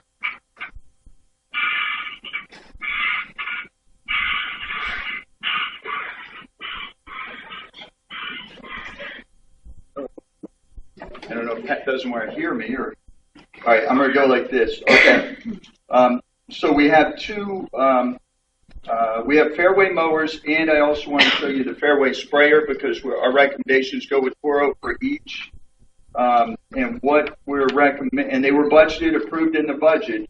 You'll notice we have a significant discount when we buy the 3 mowers, and puts us under budget by approximately $26,000 with the recommended Turo equipment, and we're over budget by approximately $8,000 with the sprayer. So when we buy it all in bulk, we're net or positive to the budget are around $8,000 when you look at the 2 sets of equipment. So our recommendation is to move forward with the purchase of the Turo supply equipment with the mowers and for the sprayer as well. Open for discussion? I'll make a motion that we accept the turf equipment supply. Sure. That second is Bill. Okay. Discussion. Well, I just want to say the mowers were not recommended by the professional golf management team to be expended by our association. They don't feel it was necessary. I will have no problem with the fairway sprayer, but based on their professional opinion, the fairway mowers are not needed, and I will not. Bill? They were asked for by the superintendent who was taking care of our course. Management company didn't want them because they seemed to be, and the gentleman gave us inaccurate information during the budget process. He seemed to be wanting these nice, fancy, shiny new carts, golf carts, and then he went after these mowers. The superintendent who was taking care of our course, our investment, has asked for these mowers for the last 3 years. We've had this discussion over and over and over. It just seems like, okay, I'm not getting something, so I don't want you to, and that's ridiculous. We had 3 mowers whose axle completely broke that we had to have welded just to get through the season, and they were well past, as it says in the proposal, they were well past their useful life. Put several $1,000s each into them last year just to get them through the season, and it's time to move on. We've discussed this quite often. Well, my turn. Sure. Yeah, we discussed it during the budget session, and voted against it during the budget session. You say that our superintendent is for this. Our superintendent works for the management company. I don't think he speaks for the management company, but I don't know, because all my access to the management company and the superintendent has been extremely limited by the actions of this board. So I'm in a position where I don't have any further information. I think Tom says it's correct that the management company has made a recommendation. We hired the management company, and I don't see why we should basically ignore what they say when we're paying them to do the job. So I'm certainly not going to vote for this. If I can add some clarity for this. First, the board did approve to leave them in the budget. That's why I'm bringing it to you. It was an approved budget item. There's no dispute. Okay, I'm sorry. I thought you said it was not approved by the board. No, I didn't say that at all. There was a vote. Oh, okay. I didn't. He didn't. No. That's fine. I just want to make sure. So it is in the budget. Secondly, Tom and Dave are correct that the regional manager for our current company is against the purchase of these 3, the mowers in particular. The highlight for that, he provided information Thursday to me during a meeting highlighting the fact that they would not have made the purchase recommendation with the work, the maintenance work, the upgrades on the axles that had failed. Okay, so they would not have made it. And if you recall, for that reason, the mowers were actually put in the back of the book of the budget, which identified not, something that was requested, but not forwarded in the actual budget request.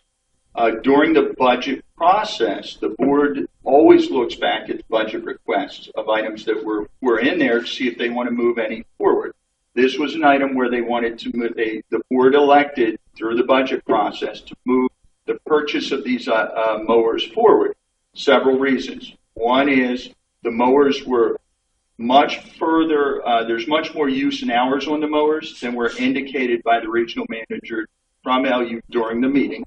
I don't know where the miss came in, but we validated those. The replacement of the mowers based on hours is meets the USGA recommendation for hours on the unit. Once it hits a certain point, they recommend replacement. That was provided. These are the reasons why the board elected to go ahead and keep them in. So their regional manager is elected. You're correct, Tom and Dave, that they don't want to purchase these items. With that being said, their capital purchases, it doesn't affect their budget. A follow-up option was, the recommendation was to go, if we're going to move forward with those, to recommend going with 2 larger mowers, okay, a larger model, for 2 reasons. Less man hours on the course, and larger mowers would have a wider cut pattern, wider base, which would have been the regional manager's recommendation. The challenge with that is we did look into that in detail, and the larger mowers are heavier, which puts more pounds per square inch onto the turf, which has an impact on it, as well as the larger mowers have a bigger base on the bottom, which means with the undulation on our course, or the ups and downs, it becomes inconsistent with the cut. The smaller mowers allow for a more consistent cut because the base is not as large. So for those reasons, and for the fact that the mowers have been in the budget, have been requested at least 4 years by the superintendent, who knows our course inside and out, and with the understanding that we've been told our course is in the best condition it's been in X number of years. Again, I'm a non-golfer. I don't know. It's just feedback you've shared with me as well as our membership. I went ahead and moved the request forward based on the experienced superintendent we have, based on the conditions of the course, and based on the request. We also analyzed the hours for the man hours, the 2 units versus the 1, and found the bottom line difference is about 2,200 on an annual basis. 2,200 less expensive with the larger mowers when you actually count the man hours for the cutting and the timing of the cut. Unfortunately, with the timing of the cut, it does breach into hours of the day for keeping ahead of the course with 2 mowers. Even though it's a little wider, you're still, with the 3, you're getting more grass cut quicker. So what happens is you breach into that 10:45 to 11:30 time frame when that first round. Right now with the 3 mowers, they stay just ahead of the first tee, the folks that went out in the first tee time. With the larger mowers, you're going to breach that, which means you're going to have a conflict in that 11 to 11:30 window when the folks that had teed off first are coming in. So we did look into every concern that was raised, see if there was any validity to going with a larger mower set. So for those... I have a question here. On these 3 mowers that we're looking at, are they the same size as the current mowers we have? Similar in size, yes, sir. Okay, so that would make some sense to me, at least from an argument standpoint, that I like your argument about the turf and the fact that we may have some scalping going on if we use the larger mowers, whereas the smaller mowers we know operate the way we want them to. Yes, sir. And again, understand, it's not my direct, I'm getting it from our superintendent when I queried about these, because when there's a difference between our superintendent and the regional manager, I wanted to make sure I fully understood before I put it in the board package for consideration what the differences would be. Okay. Unfortunately, I don't have the opportunity, or haven't had the opportunity to go with the basis of the regional subject. Well, you keep referring to a regional manager. Doesn't this regional manager utilize the corporate structure behind it in LU in looking at these recommendations? So therefore, could you assume, and again, what assume does to you and me, but could you assume that the regional manager is not speaking for himself, but for our manager, LU? I don't know. I'm asking you because I don't attend these meetings. Yeah, did actually. One. I was invited to one. That's correct. On Thursday, the meeting you referred to on Thursday, that just between you and. Yeah, I'm not. That's the meeting I'm not allowed to attend. I'm not allowed to. So that was attend just you and Scott one-on-one. No, sir. No. Rusty and John were there as well. And what about your other representatives, Mr. Cordwell and Mr. Terry? Were they there? No, we're off topic, but no, that's. No, they don't attend that meeting. No, sir. They don't attend the update meeting. Okay. No, sir. They do not. Okay. All right. No, I didn't know that. No, I didn't know. Understood. So I would not be putting a recommendation forward if I A, didn't believe it was in the best interest of the community. B, if it wasn't already approved in the budget. The board chose to move it forward. And C, I do not believe the regional manager is getting LU input. It's the regional manager's input. He was clear with me about that. So I analyzed all of it hard over the weekend. That's where I made sure I understood the man hours. I understood because that was one of the objections. So I thought I needed to explore that. Also was the PSI or the weight of the mowers on the grounds. So we checked into that, checked with all three manufacturers to validate those.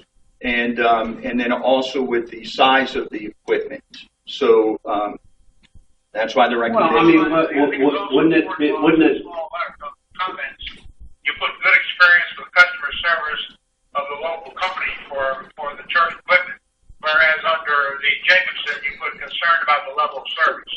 I, for one, believe when I buy a car, when I buy any kind of machinery, I count them on the service as much as I do upon the car. So I think that's an important consideration. Yes, sir. Okay, I think that's an excellent point. And let me, who made these comments? Who on the far right column? Who made these comments? The superintendent in golf. Who would be Rusty? Okay. Let me read this. Unit built by Smithco and distributed by Jacobson Trexon for our area. In my 5 years here at Ocean Pines, this equipment line has been... Jack, excuse me. That's the wrong equipment. You're on the sprayer. You're on the sprayer. Well, I mean, aren't we considering all of these at once? No. The reference that Bob put them together because they financially together are still under budget.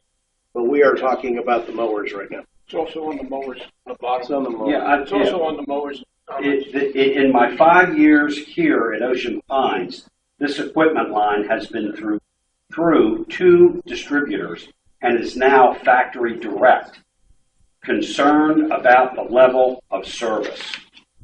Yes. So wouldn't that indicate to us that perhaps we should get some sort of feedback from our managers corporate as to the reliability of this equipment, if not the need for this equipment, just to cover your the decision making process of buying these mowers. Understood, but that's not the recommended unit for purchase. But okay, all right. That's what I'm saying. I would say correct if that was the unit we were recommending. For those reasons, that is not the unit purchase we're requesting. Okay. So that would, Jack, you're 100% right, and we would have had we requested those. We're requesting the Turos for the service level as well as the equipment. Okay, I still think that it would behoove us if we did receive some recommendation from corporate, from our manager, because they're familiar with this stuff. Yeah, well, okay, it's my turn to speak at this Yeah. point. Going back in history again, just to make sure we're all level set here. The original request for these mowers was not put forward by the general manager in his budget. It was moved forward by we were the ones who listened to the gentleman who's been running our course locally for years now. We also tried to take into account input that was provided by LU's representative at our budget meetings, only to find out that the hours of use on the lawnmowers that he was quoting was incorrect. And there were many other numbers that were coming from him that were incorrect. So the ability of being able to benefit from his input when it came to the budget was rather skewed, rather hard to use. At this point, we are sitting here with a request to make a purchase that Board of Directors put in the budget and approved. That the one that is being suggested is the one that does have a good history and local support for its maintenance. And we're simply re-adjudicating the argument that was made back when the budget was put together as to whether or not these mowers are needed or not. We've already had that debate. Input has already been gathered on that debate. And to revisit this again, we're just re-adjudicating the budget all over again. The reality is the budget was passed, the dollars are there. We have in front of us a suggested purchase of equipment that combined is under budget and meets our needs. And unless we want to go back and re-adjudicate what we already debated at the budget time, obviously I will be voting to make this purchase because it's in the budget. We've already adjudicated this, and the information that came from certain people was found to be erroneous. And therefore, I, for one, am going to listen to the local guy who has been, and if they've got an internal issue as to who's suggesting what, that's re-adjudicating it all over again. We've already had the debate on whether or not we're buying these mowers. We've had it 2 months ago. So I'm going to, there's a lot of things to be said. I'm going to call for the question. We'll see where we end up and go from there. Call the question. All those in favor of the motion to purchase the mowers? Aye. Aye. All those against? Nay. Nay. All right. This motion will be moved to a special meeting next week to be established by Pat Renaud. We have a tie, therefore it is not approved. On to the sprayer. What was that, Mr. Martin? I'm sorry, what was? We'll need to have a special meeting next week to resolve this issue because we had a tie, Pat. Or next month. We could do it next month. No. Yes. That's correct. On to the sprayer. I make a motion that we accept the recommendation, Turf Equipment Supply Toro, for the sprayer. Second. Discussion. For brevity, sir, I'd recommend just call the question because it's all part of the package deal. Yeah. Bob did connect to together. All right. And if you voted against, call the question. All those in favor? Aye. Aye. Pat? Pat, are you for or against the purchase of the sprayer at this moment, sir? Pat? I said I'm in favor of purchasing it. Thank I you. said aye. All those opposed? 3 times. Okay. 3-3 moves to the special meeting. Thank you very much. Is that going to a special meeting also? Yes, it is. Yes, sir. You said you were going to. It's a package. You said I'm not going for a package. If it was separate, I would. Okay, moving on. It's Next. a package. That's right. Next. Be nice, Bill. Bob, what do you got next? Do we wait till next week on everything? No, I'm kidding. Jack didn't like that. No, Sorry. I didn't. All right, well, we have Tiki Bar shutters is the next thing. We're requesting to buy Tiki Bar shutters. It was an approved item in the budget. So moved. Second, somebody? Second. Okay. Discussion. yeah, I've got the Shutters are on it.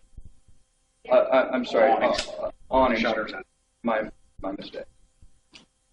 They're awnings, right? Yes, sir. Yeah, we're talking about what. You know, one of the comments on this was local, great follow-up, third vendor, and then the other two you say installation not included.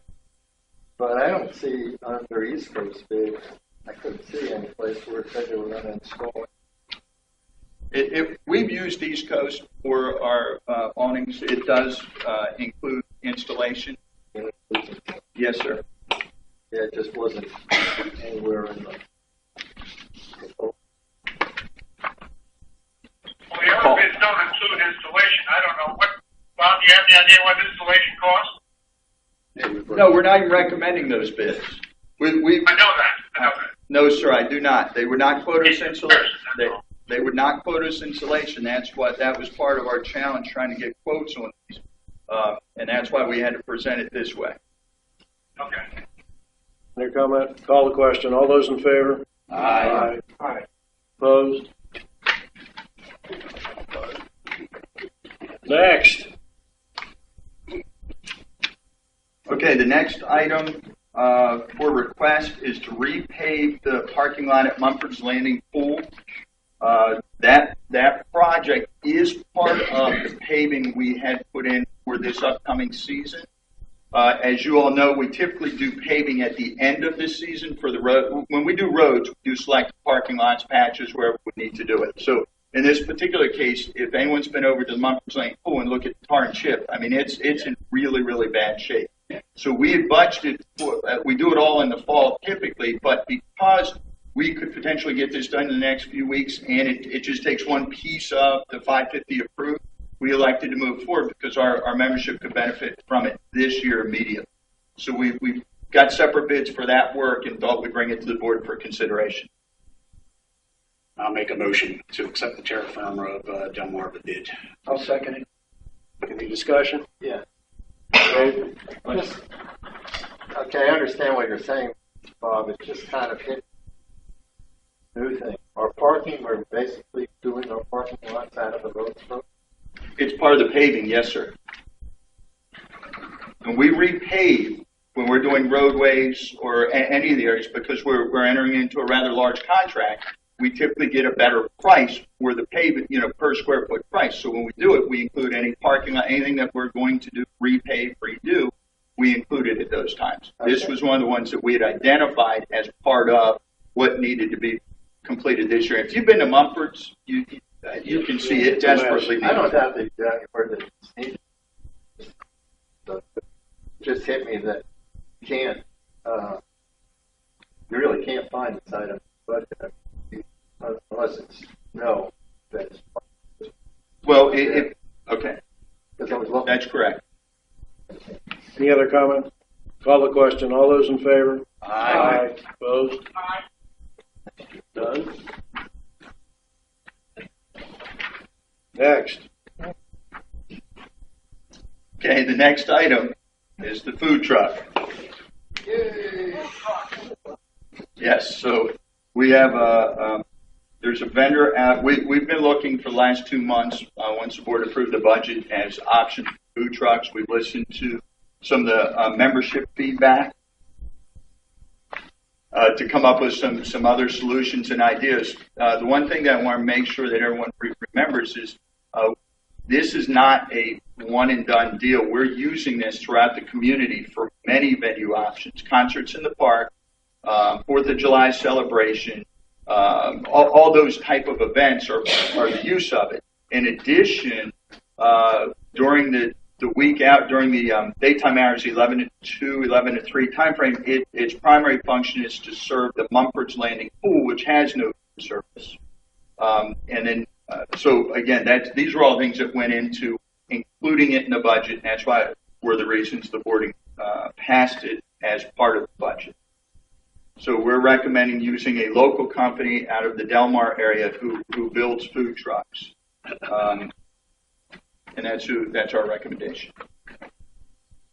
I have a lot of questions, Bob. We don't have a motion yet. Okay. I'll make a motion that we accept Lucky's Garage food truck. Is there a second? One second. Okay. Discussion. Well, a lot of questions. I know you say that the board approved. It was a majority members of the board that did approve the food truck to be put in the budget, but I understand that there was considerations in additional information provided before we agreed to purchase the vehicle. Vehicle in question here, I really don't have a lot of information. I see the other two vehicles listed are both used vehicles. This is a brand new vehicle, just says food truck chassis for $9,000. I don't know what that.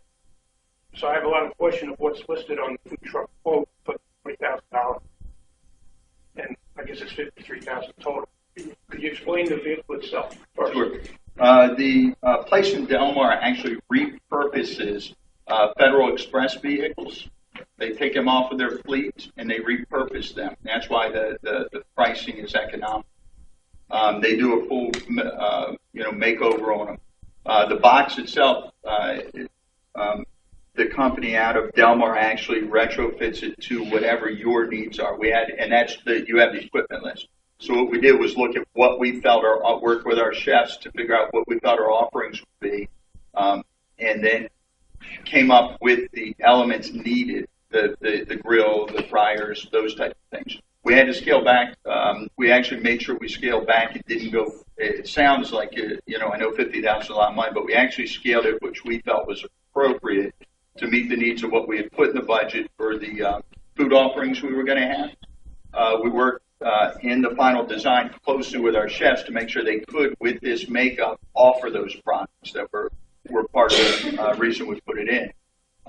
So that's why the other ones were, and they also makes sure it meets all the local guy makes sure it meets all the Maryland codes for the health department. If you buy a truck, a used truck from anywhere else, you're not sure it meets the codes because we've looked at a number of them. We tried to get as close as we could to what we're building with the equipment we had to put here in bids. You don't know if they meet Maryland code. You don't know the quality of it. All the equipment coming into the truck, not the chassis, but all the equipment is new purchase items. So we're comfortable all that's going to be functional and in good shape. What's the truck itself, though? I'm more concerned not with the equipment, but the truck itself. Yeah, what year is it? How many miles? What don't kind of shape is it in? Yeah, it's a, thank you, 21-foot, 2000 Freightliner with a 5.9 Cummins diesel with automatic. Is it 2000 the model or the year? The year. It's the year of truck? Mileage or anything like that? I don't have the mileage. Any maintenance records or anything like that No, that we sir. have on this vehicle? No, sir. Additionally, information outside of the truck itself. I see, there's other expenses, licensing permits, depreciation costs, that type of thing that I think you have to consider. But additionally, you put out this original investment in the budget, projected sales for each particular location and also dollar amount. And I was wondering how we arrived at those figures. For the projections? Projection sales, food costs, and it's $1,200 on every Friday night for 16 weeks. Do we consider in inclement weather or anything that could be a washout to come up with these figures that we're talking about? We used, if you recall, during the budget process, we talked about this at length, and we did. We used averages of where we felt the sales. Averages from where? We have three. We did this during the budget process, but I remember going over what the we numbers, have a country. but I don't know how you arrived at them. That's my question. We have a country club facility that sells food product. We have a snack bar at the Swim and Racket Club that sells food product as of last year. We have a yacht club that sells food product, and we have a beach club that sells food product. At all price points, all different type of product. We utilize the experience from each of the managers in those areas to come up with what we felt would be appropriate, offering the type of product and service at the price point that we could do out of the food truck. So it was a collaborative effort between our beach club team, our swim and racket club team, and our yacht club team to come up with what they felt would work based on the different types of offerings and the different types of products based on the experiences we've had with those. The experiences at the facilities as opposed to experiences at food truck sales? Correct. None of us have operated a food truck. That's correct. Now, does any of this bring any type of policy changes? I know a lot of the families, young children and their parents using Mumford Land Pool, they bring in their own lunch to be cost effective. Does this lead to any changes in regards to prohibiting food being brought into the pool area if you were selling it outside? We have not recommended any changes to the food policy.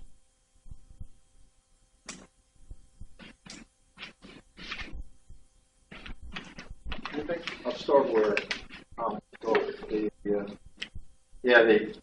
and this, you're right, Bob, we did talk about this budget, and it didn't make really much of a difference. But the numbers that you have the revenue numbers I pointed out then seem to me to be pretty bloated. I mean, considering the fact that your estimates based on months, for example, 7 days a week. 7 days a week times 16 weeks, which is one more week than it's open, actually. So to say that they were voted at the time they still are. They're still the basic estimate. In other words, the business plan for this is based upon numbers that can't possibly be achieved. Common sense would tell you. But I don't care. I mean, that was back then. I just mentioned it because Tom brought it up. But on the other hand, you're asking us to pay $53,000 for a truck that goes back when it's 16 years old, and which we haven't seen. I mean, I can remember what FedEx trucks look like, and I have no idea what this one will look like. There's no picture. And the only other bids you have are two sheets that are screenshots from eBay. So we've got two eBay bids and a bid to refurbish a FedEx truck. I can't imagine voting to buy that. Can't even think about doing it.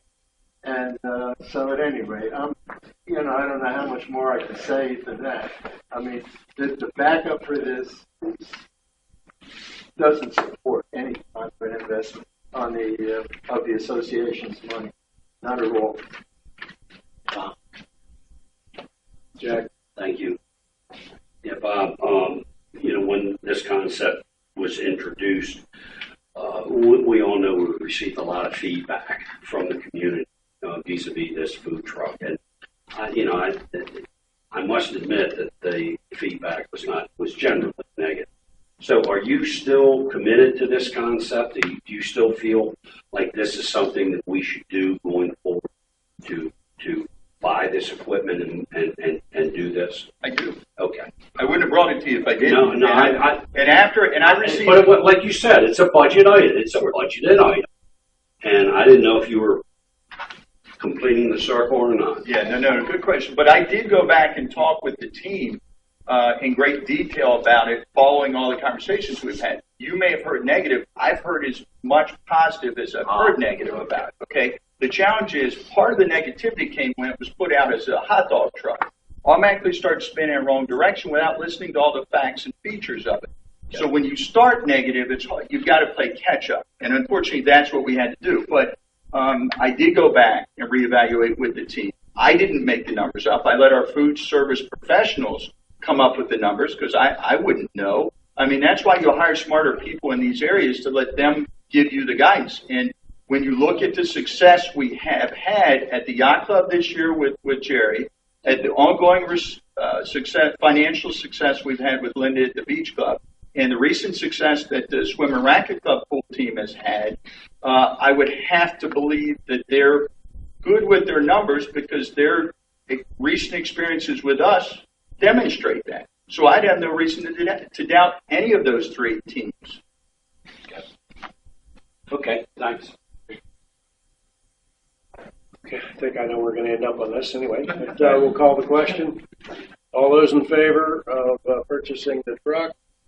Aye. Aye. Pat? Aye. All those opposed? Nay. Okay, next week, move on.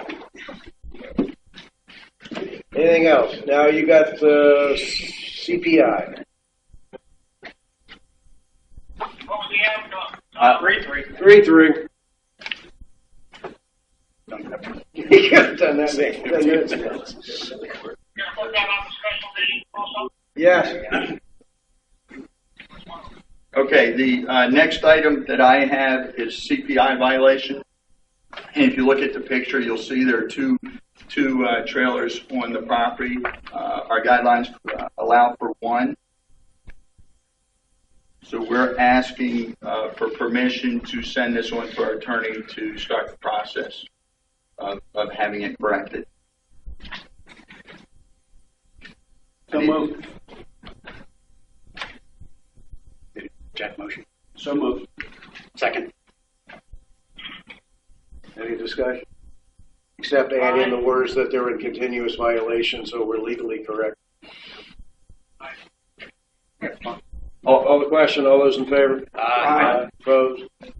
While we're on this topic, Tom, if I may, last month, Bob, there was a group of gentlemen that came before us, and they were talking about specific locations, Harbor Mist.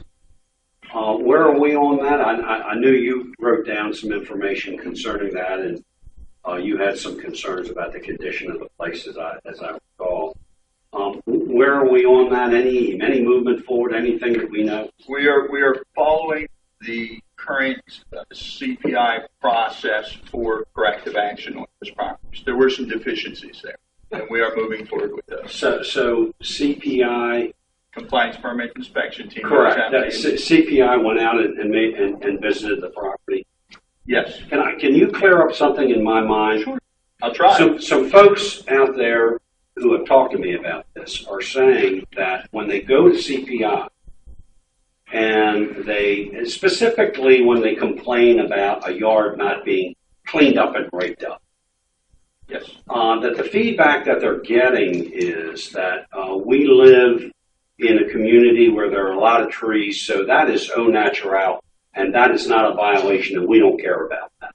I'm not saying that I heard that directly. That's what I've been told by 5 people. Okay. 5 people have indicated that.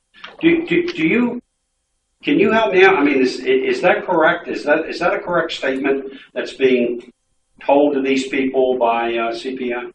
I can't speak to the statement that anyone from CPI. I can tell you you're allowed to have a natural setting in your yard. So in other words, 2, 3, 4 seasons of leaves accumulating in the yard is acceptable. That's okay. You're allowed. The guidelines allow for natural settings within our community. So in other words, 3, 4 seasons of leaves in the yard is acceptable. I can't speak to an individual property. That's what our CPI team goes out to take. Okay. I can tell you what the guidelines allow.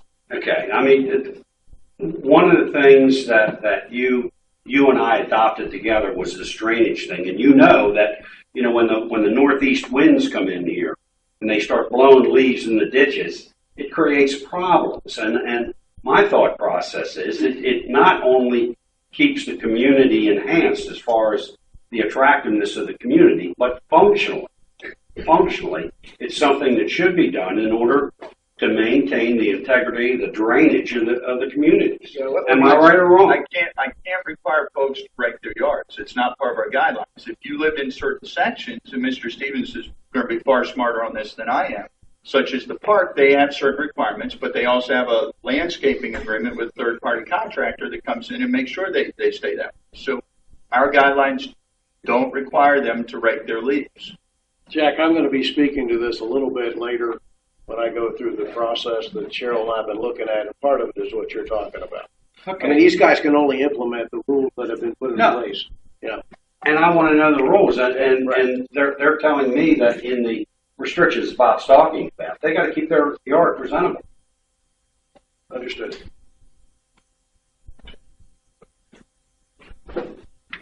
Okay, moving on. Discussion, Macklin Meadows. I've already given the update that Cheryl was going to provide, but I do believe we are at a moment in time here, folks, if we can agree, we're going to have to possibly suspend the rule of getting 3 bids and that kind of thing. But are we prepared, are we comfortable to move forward with transitioning 2 of these tennis courts to be the pickleball home? Are we ready to do this? I'm ready. I am. Okay, so I make a motion that we do, in fact, repurpose 2 courts 11 and 12 to be the new home for pickleball courts, and the associated cost, not to exceed. Not to exceed. Let's give them some wiggle room here of $25,000. Second. Any discussion? Can we add the original plan of 2 platform tenants to be built in addition to the repurposing of those pits as planned? Well, we don't even have an idea. Well, we're in discussion, so we're I wonder if we can move forward plans for platform tenants. Well, as the issue that I would have with that, Tom, not that I'm against doing that at all, is that without knowing any idea of what the stormwater impact is, the price of that, based on the raised courts, we wouldn't have any idea what price to put into the motion. Now, you could say continue to investigate and report back at the next board meeting with pricing. We could do that as a separate motion. We could do that as a separate motion. Yeah. I mean, we could clearly do that. We can ask for that. Yeah. Who would take Well, not right. I wouldn't do the separate motion right now, but we could do that. No, not while we're in discussion on this. Yeah, we can. Right. Okay. Any other discussion? Call the question. All those in favor? Aye. Opposed? None. Now. But did you agree or disagree with repurposing? Unanimous. Unanimous. Okay, thank you. Okay, before I move on any further, Tom, you want to make a motion about the platform? Yeah, I would like to make a motion to continue to price out what it would cost for stormwater mitigation to erect 2 platform ports as the original plan. I'll second that motion. Okay. And I don't know that it needed a motion because he's already said that he's been working on it. But that moves it along. That's Okay. All right. Motion made, seconded. Any further discussion? Okay, you would like to put it on, say, by the next board meeting, come with a recommendation. I mean, if he's been doing it all along, another month should finish it. I would think that he would, by the next board meeting, could maybe have the price of the courts, or where he was getting the courts, but I'm not sure he'll have the information on the stormwater and, from the county. I'm not sure he would have an answer from the county on, because he's going to have to find the courts first, have those specs, get those to the county, and then figure out, the stormwater mitigation from there. So. Well, I'm kind of on the assumption that said he's working. So it's not like It's part of discussion. Let me ask the question. Yeah. Timeline, Mr. Thompson. Where are we on being able to possibly actually have a price? Well, we're working on the courts now. The stormwater mitigation is somewhat interesting because we had to get our approval for the entire area from Naples. It's not just county. That's where the hang up is. I know the county folks well enough. We can talk to them and come up. So, Bill, you're correct with the specs on the courts. From there, we will start with our county first and then see where it needs to go. But the plan 4, we actually had to cycle through Annapolis for approval. That's where, folks, that's where it's ballooned up. So I just don't know the answer. I mean, we will actively work this. You can put the time frame on it, but I'll do the best I can to meet whatever it is. That's all you can do. Well, we'll ask for a report. That's all you Yeah, can do. we can give you definitely give you a report. The best you can. Okay, violating every procedure rule in the book.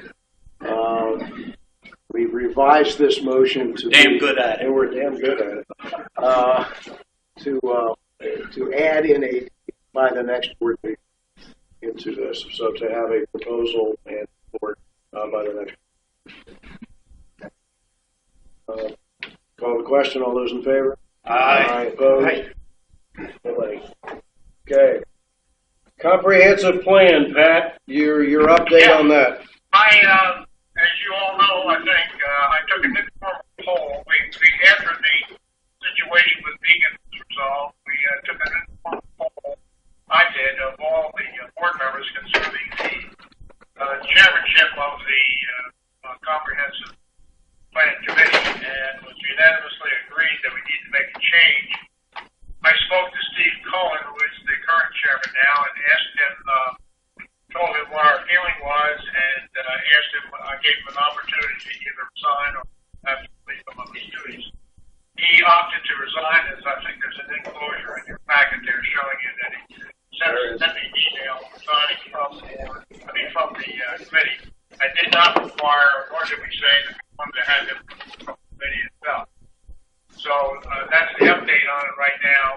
Daly has graciously agreed to become the new chairman, and I will continue to be the liaison. We'll try to get together and try to get something going in this committee to see if we can get some more resolution. I know I'm all disappointed that we didn't have a survey questionnaire that we could send out that was to our liking, to the board's liking. So we're going to work hard on that to try to get that resolved. Then we'll have to figure out what we're going to do when we get the results. So that's my update right now. Yeah, Pat, if I may. I assume I'm one of the persons you called me up, and that's what you mean by poll. Well, it wasn't unanimous. I mean, it was not, as far as the chairperson goes. That wasn't unanimous? No, You it said wasn't. yes when I called you. Doesn't matter. Well, you know what? If you got to listen to all of what I said, I believe that, well, first of all, since we've terminated, we didn't terminate, we've ended, completed our relationship with Beacon by mutual agreement, that we're at a place now, an inflection point, an impasse, whatever you want to call it, but certainly a turning point. And what I suggested to you would be that until the board can provide some specific direction to the committee, I mean, tell them what it is we want to do. Tell them where it is we want to go with this. Until the board does that, I think proper thing would be to suspend the activities of the committee for a month or a few months until we can give them that direction and then reconstitute the committee. And that's what I told you. I disagree with that, Dave. You know I do. Well, I don't think, and once you suspend this committee, you're going to have a very hard time getting it back together. Well, I don't think that's the right way to go. Well, you might disagree with it, but I'm telling you that's what I told you. And I also told you that there would be no point right now in simply changing champion. And by the way, when does the board get to have a say in that? And look, it's happened and it can't be changed. But I will ask one other thing. When are we going to make a public statement about what happened between us and Beacon? I mentioned that at the closed meeting that we had. Yeah, well, great idea. I don't think we're supposed to mention anything. Well, you have to read what the opinion was and read what the contract said. And then you will see, if you look at the last line, that this is something, this is what we can say. And it's very simple. It's one sentence. All you have to do is put it so people know what happened after all this time. You just put it on the webpage. That's a public statement. We'll take that under advisement that we need to do that. I'm not going to do that on the fly sitting here. Well, and I don't think Pat is either. I don't think you should either. Yeah, okay. But on the other hand, we as a board owe it to people to tell them what happened. Just a level set here. Any chairman of any committee has to be approved by the board. So while Frank has agreed to temporarily take over leadership, he has not been approved as the chair of the committees. The board has to do that, to your point, Dave. And as far as what we do with this committee, I think Pat already said they're trying to figure that out. I think we need to figure that out. I agree with you. We've got the update. That's where we are. Next, long-term investment. I just wanted to take a moment, serving as treasurer here, to bring the board up to speed on some of the work that is going on with the Budget and Finance Committee and with myself and the Assistant Treasurer and Art Bob. As you know, we passed a revised investment policy, and we have reviewed with the Budget and Finance Committee the current spread of the CDARs across the multiple banks and their length of holdings up to a year is what they are at this point. We will be and are, in fact, looking to utilize the year-end numbers from this year and the budgeted expectations to identify dollars that can be invested for a longer period of time, more than a year, to receive much more of a return On investment, the initial review is we could correctly possibly double the return we have if we invest possibly, I said, return double the amount we are earning on money that we can put aside for a longer year. It's my objective to come back to this board by July and telling you what we've done as far as investing those dollars that are available so that we can increase the return on investment for ocean fines while still maintaining their security and safety via the guideline. I just want to make sure you know that that's going on behind the scenes and that work's being done. Okay? Can I ask a question? Sure. You gave us the details I haven't seen before, but and I may not have understood them correctly, but I believe that all of the accounts here, there's my understanding that they're CDRs issued by the Bank of Ocean City. Is that correct? It flows through Ocean City, yes. They manage the CDR They process. manage the CDRs. Well, any CDR is in fact a group of CDs that have been bundled together. Correct. So it's all Bank of Ocean City. Now, going through this, I think, and by the way, I applaud what you're doing. I think all of the interest rates are the same, and basically they're based on 6 months.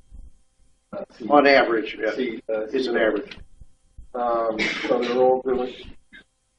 So we're at 6 months, and on average, and what we're with $9 million, but $8,500,000. Right. So what we're basically saying, if we could take some of that $8,500,000 and put it into CDR, then we would, of course, make more money on it and spread this out. And, in fact, these CDRs are in fact spread. They are laddered to be 3 months, 6 months, 9 months. Just the return is averaged at 6.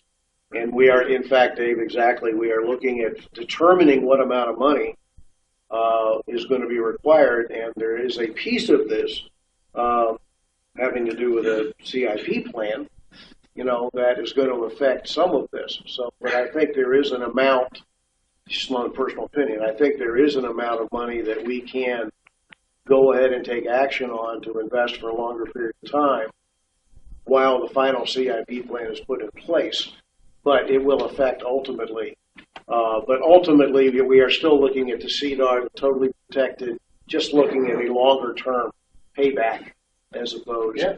And as we investigate this, the further out you go, the differential in percentage becomes less and less.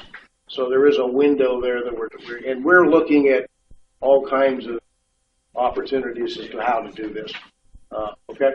So I just wanted to make you be aware that we are doing this. Wanted to give you that report of where the CDRs are. Yeah, Jack?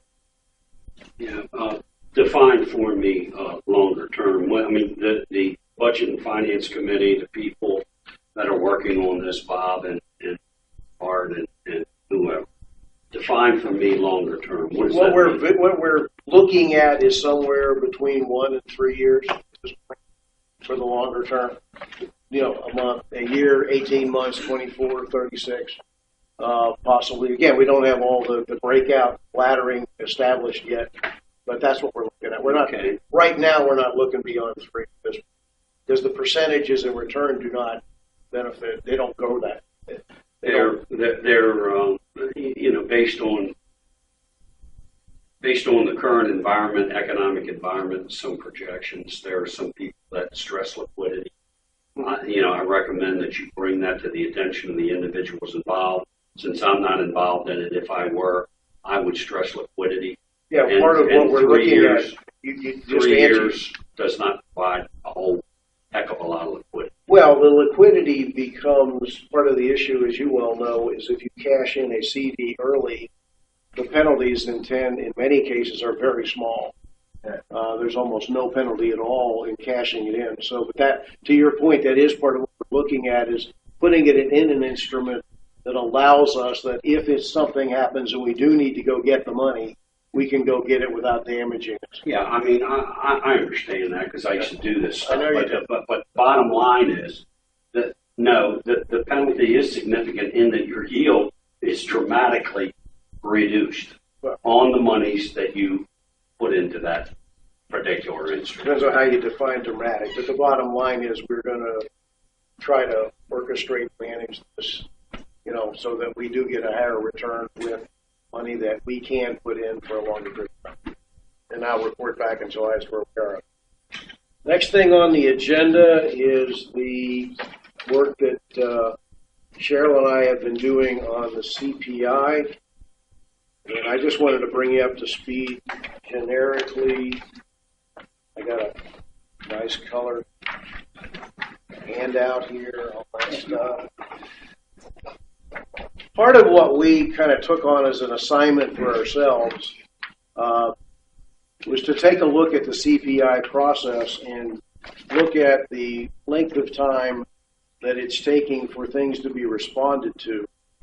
And without going into all the bowels of all the comments, we had 4 basic comments to make about the current process.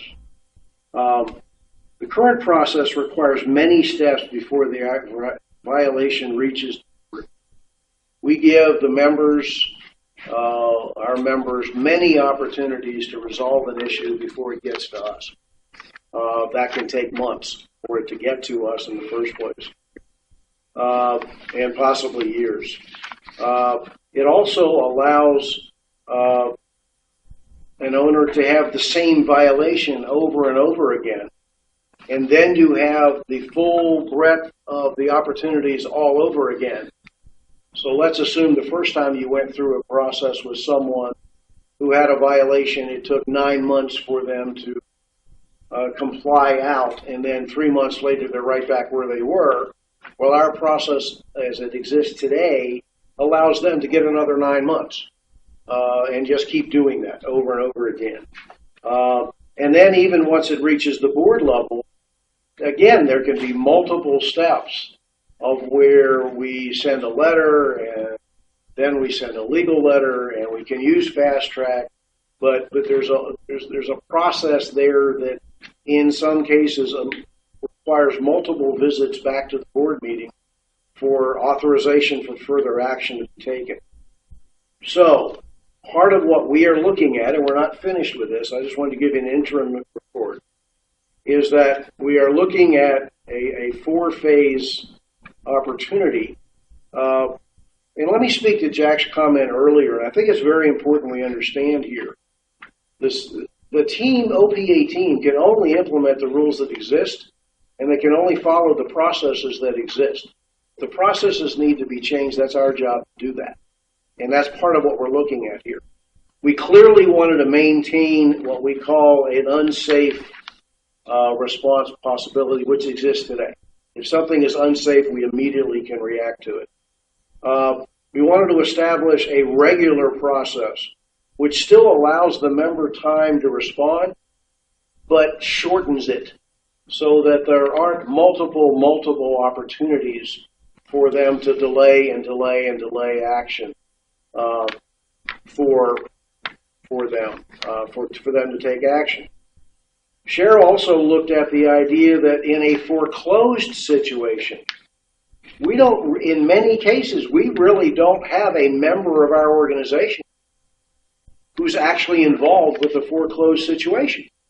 So we don't really need to protect a financial institution that has foreclosed on someone and give them multiple opportunities to resolve something again. So the idea is that there is a difference between a property that has a violation that does have an owner, member of our organization associated with it, and one that does not have a member that is associated with it. So, and then we created a 4th column, which was my pet peeve, was the repeat offender that said if an address has had a violation in the past and they come back with another violation or the very same violation, we're working on a proposal here that does not allow them to enter back into the regular process where they get months and months. And in fact, if you look at the existing MO1, the addendum B model that's in here actually shows a program, a violation starting in mid-January and not being resolved until July. That's the sample that's in our MO1. So the process itself, while that may not be the ultimate end, the process itself is not necessarily flawed, but it does allow, in our view, way too many opportunities. You're either going to fix the problem or you're not. It's just that simple. If you're not going to respond, you're not going to respond. And the history of this, I was the liaison to the ARC committee. I know Dave has been the liaison to the ARC committee.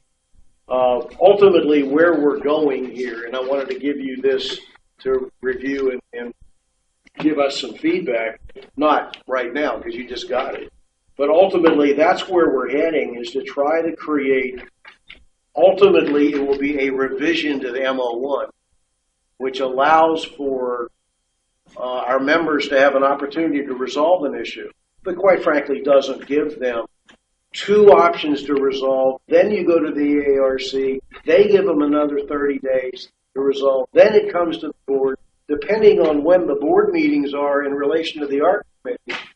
You know, this can go 90 days before it even gets to the board, before we even get it to do anything. And that isn't because the staff is not working. It isn't because the staff isn't doing their job. It's because they're following the procedure that exists in here. Now, beyond this, and this I haven't talked to Cheryl about, but this is to your point earlier, Jack, there are some issues out there that, to the eyeball of the resident, says, well, that shouldn't be allowed. Leaves for 5 years, whatever. You know, I think that's another thing we need to take a look at, but that's DRs. That's a big effort to look at changing those things. But I wanted to make sure that you got this as kind of an interim report from us as to at least philosophically where we're going, and I'll take a couple questions. Yeah, well, just a quick one. You indicated in column 1 is following the current process in place. Yeah, the yellow one is. Yeah, that's kind of a. Current. Yeah. You've been on the board for 6 years. Do you have any recollection or any known history? Maybe Bob, you can contribute to this if you know why it is so lengthy and restrictive. I'm holding it up. It's the procedure. No. Why is the procedure? No, I don't know. Set up in that fashion? Is it a legal issue? Is it an operations issue? Is it some issue that we're not aware of? Why was this lengthy thing set up? Because some of this is blue perfect simple. If it's a foreclosed property, you call the bank and tell them, pony up. Again, the process was approved back in 2009. I don't know what drove it, but it's just, we're not throwing rocks at this. No. I'm trying to protect the interest of the community. I will tell you, in discussion that Cheryl and I have had numerous times, what I believe they were doing was trying to give our members as many opportunities as possible to comply and respond and fix things. They were trying to do that, and I think in doing it that way, and again, I'm not throwing a rock at what they did. I'm just saying the implementation of it has led to where there are people who have played the system and literally sat on it. In fact, as I remember in my 6 years, there was a truck that used to be parked illegally, and then we finally go through the whole process, and they'd have to move it. And then the very next month, the truck right back. Gas track was put in. Yeah. You didn't even mention that. Yes, I did. I did say fast track. Well, why don't we use them? Okay. Well, first of all, the problem is that the implication of fast track is as if that's the answer to everything. The reality is it takes too long even to get to the board for us to use fast track. What? It takes too long.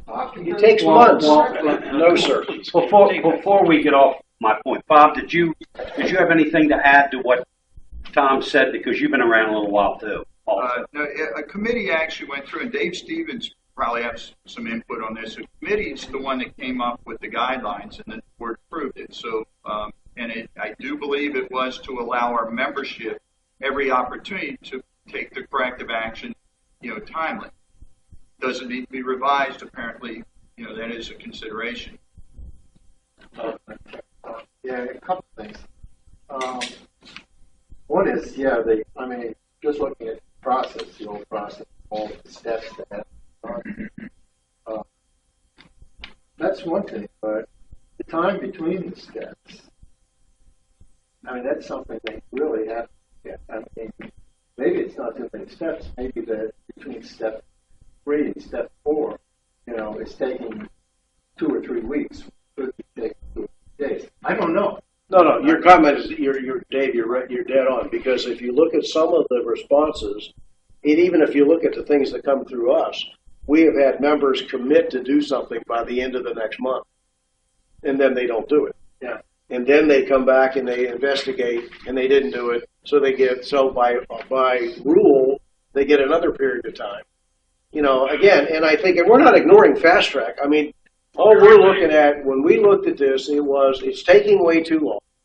And if there is a way to speed it up, let's do it. And I think there's a differentiation for a foreclosed property, which is a good idea. And I think the repeat offender going immediately to what in essence is Fast Track is something we ought to seriously look at. But again, this isn't a done product. No, I know. I have one more. Sure. The other thing is, anyway, we do one today. Do we keep track?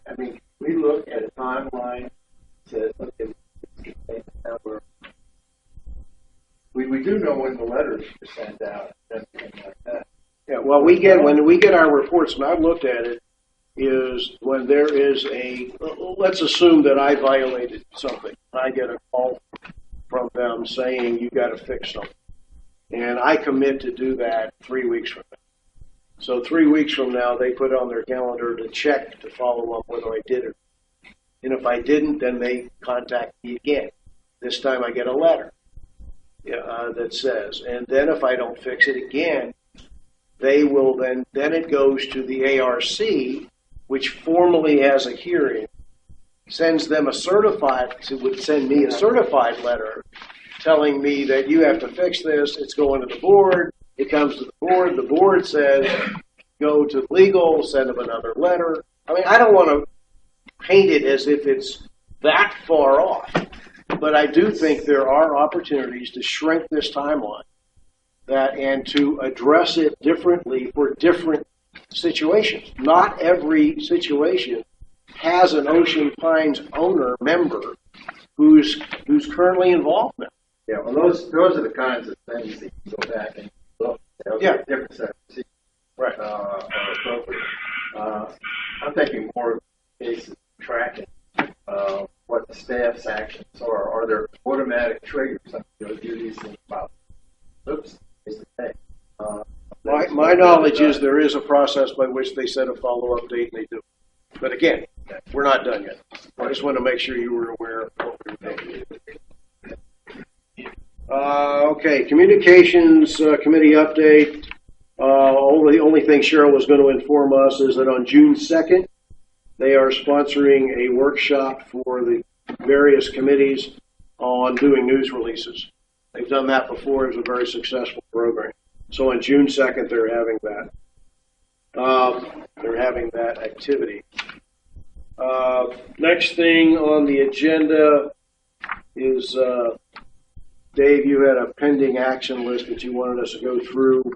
I'm checking some of these off. Let me just bring you up to date on the turnover. Point turnover agreement. Joe has begun the outreach to the various financial institutions. That has begun. That has begun. And the draft of the turnover agreement is almost done for it to come to us. Absolutely.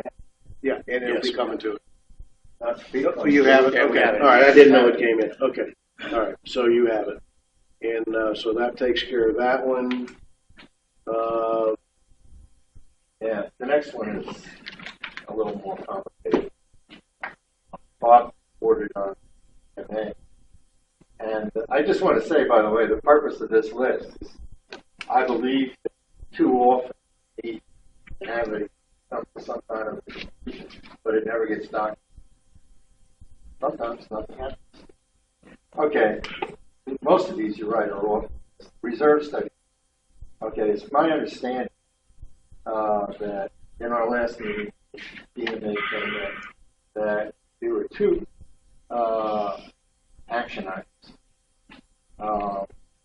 One immediate one, my understanding that we were going to provide DMA the information necessary to update their first draft. Draft that we have in our possession, we have not publicly released, another issue, but has incorrect information. Let me just flat out wrong. As a matter of fact, DMA, looking in that meeting, has already said that they've changed some things in it based upon information they had from the time they first get it. I mean, we need to have an updated copy of the actual real numbers. Now, some of them are just flat out go to our budget and see what's up, and they're just factual. Okay, let me respond to your comment that the numbers are incorrect. They, in fact, are not incorrect. The DMA report was based on assumptions. The draft was finished prior to our finishing our budget. So you can't make, I would suggest we don't make the statement that DMA numbers are incorrect. The reality is they didn't have the budget we hadn't passed yet. The assumptions are what they are, and until you have the end of the year, you don't know what the actual year is. So, in fact, the numbers in the DMA report are, in fact, correct. They do need to be updated. I would agree with that. They need to be updated with our finished budget. They need to be updated with the year-end actual estimate. We just now finished the year. And we need, as a board, to provide them some form of a CIP plan that says what ticket numbers should they be building into this plan. Well, that's the second. I mean, and that's why I divided it into two things.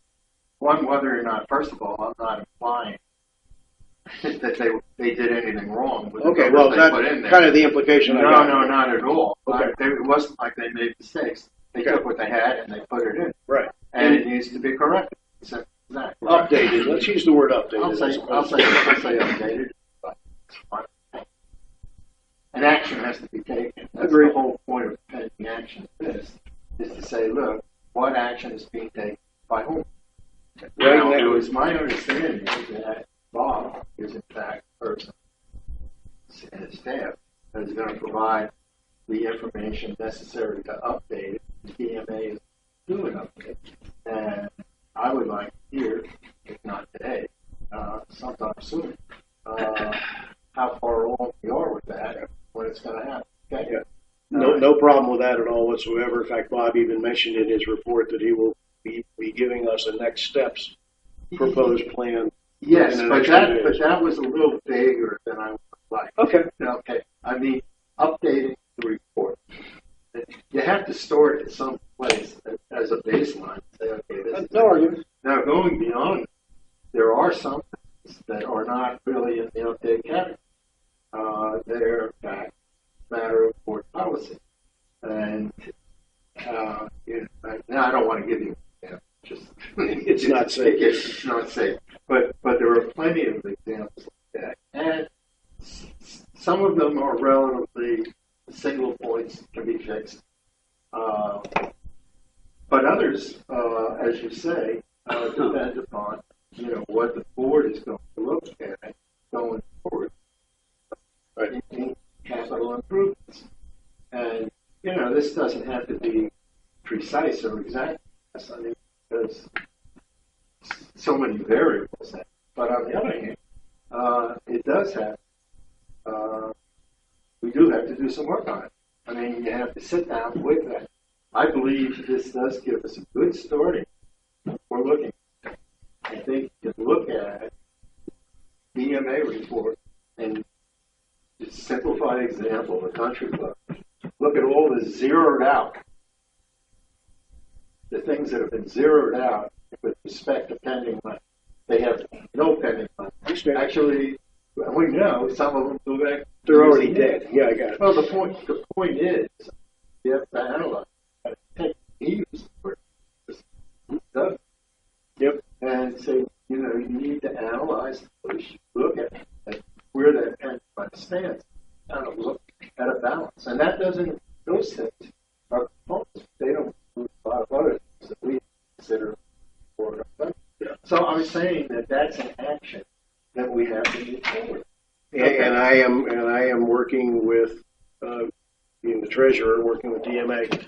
I will be working with Bob to make sure that we keep moving on this, understanding that this is a multi-month effort leading up to what ultimately will be next year's budget, which I will be sitting for. The rest of the board I will was be going to involved. say, where's the board input? Where is board input? Well, we are relaxed. We just want an answer. Where's the board input? Putting together the game plan of what the next steps is does not simply says, okay, when's the board going to meet? When are we doing this? When are we updating that? We're going to have work sessions. Okay. We have to. This isn't me doing it on my own. This is Bob's putting a plan together. We're going to hear it. You said the magic words, work sessions. We got to get our hands dirty with this. We got to get involved in Yes, it. we do. And we got to get feedback from the people out into the Got a lot in our of things to community. do. Right. A To lot of find things out. to do. Right. Okay, I would like to stress the first action. That I'd like to know from the general manager in the next few weeks what exactly is happening in terms of the update. Okay. That's a straight. So noted. Agreed. Well, you can ask me that question too. So, fair enough. And the only thing on this list that I haven't gotten checked off here is the capital facilities plan, which I'm not sure. That's all. It's all. It's let me put it that. Yeah, that's right. I kind of grouped those. Country Club and the capital facilities plan. I mean, are elements that would go into the analysis, the updated analysis. Right. No, again, it all comes together, but we do as a team need to work on it. No question. Okay. Appointments. We, if it's okay, we will go through. There's a long list here. We want to do them separately if we can. I move. Go ahead. No, go ahead. I move. Yeah. Read the appointments. Okay. If somebody objects. If I butcher somebody's name, I apologize in advance. Susan Allwater, first term for clubs. Ginger Fleming, first term communications. Judy Butler, third term environment. Judy Butler, third term elections. Glenn Duffy, third term ARC. Louis Furman, first term clubs. Sydney Eagle, first term clubs. Point of order, information, sorry. Mr. Duffy, this is his third term. Is there any restriction on how many terms in it? There is 3. This is last term. Okay. And this term is for how many years? It's third term. It's like the committees, it's 1 year. It's 1 year. 1 year and 3 There's 3, 2, 1. 3, 2, 1. Okay. Yeah, now I'm going to say that. I don't know. That's Is correct. the ARC committee under the same? It's 3, 2, 1. Bob, 3, 2, 1. It goes opposite of the years. Okay, so this is last year for 1 year. Okay. Do I have a motion and a second to accept all these appointments? I'll make a motion to accept all these appointments. I'll second it. Any discussion? All those in favor? The motion is to accept all the appointments on Toto. Back to sleep. And it was seconded. Call for the question. Call for the question. All those in favor? Aye. Opposed? None? Okay, motion to go into closed session. Excuse me. Media. Excuse me. Okay. All right, we Why got it. would I ignore media questions? You're media now. Okay, Jack. Yes, sir.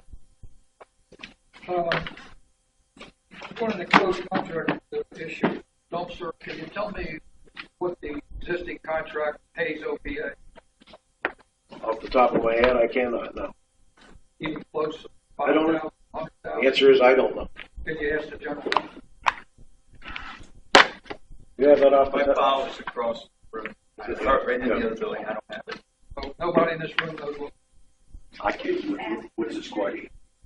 I'm asking how much the existing contract for dumpster we received. No one knows. This is my first cycle. I didn't even, to be perfectly honest with you, I was not aware that dumpsters, even though they're across the street from the parking lot, had an agreement or a lease with us. I thought it was all secrets. So this is my first cycle through it. So this is an education to me. How about you, Tom? You've been around a couple. Don't be educated on this the same way. Okay. Yeah, well, you would know. Anything else?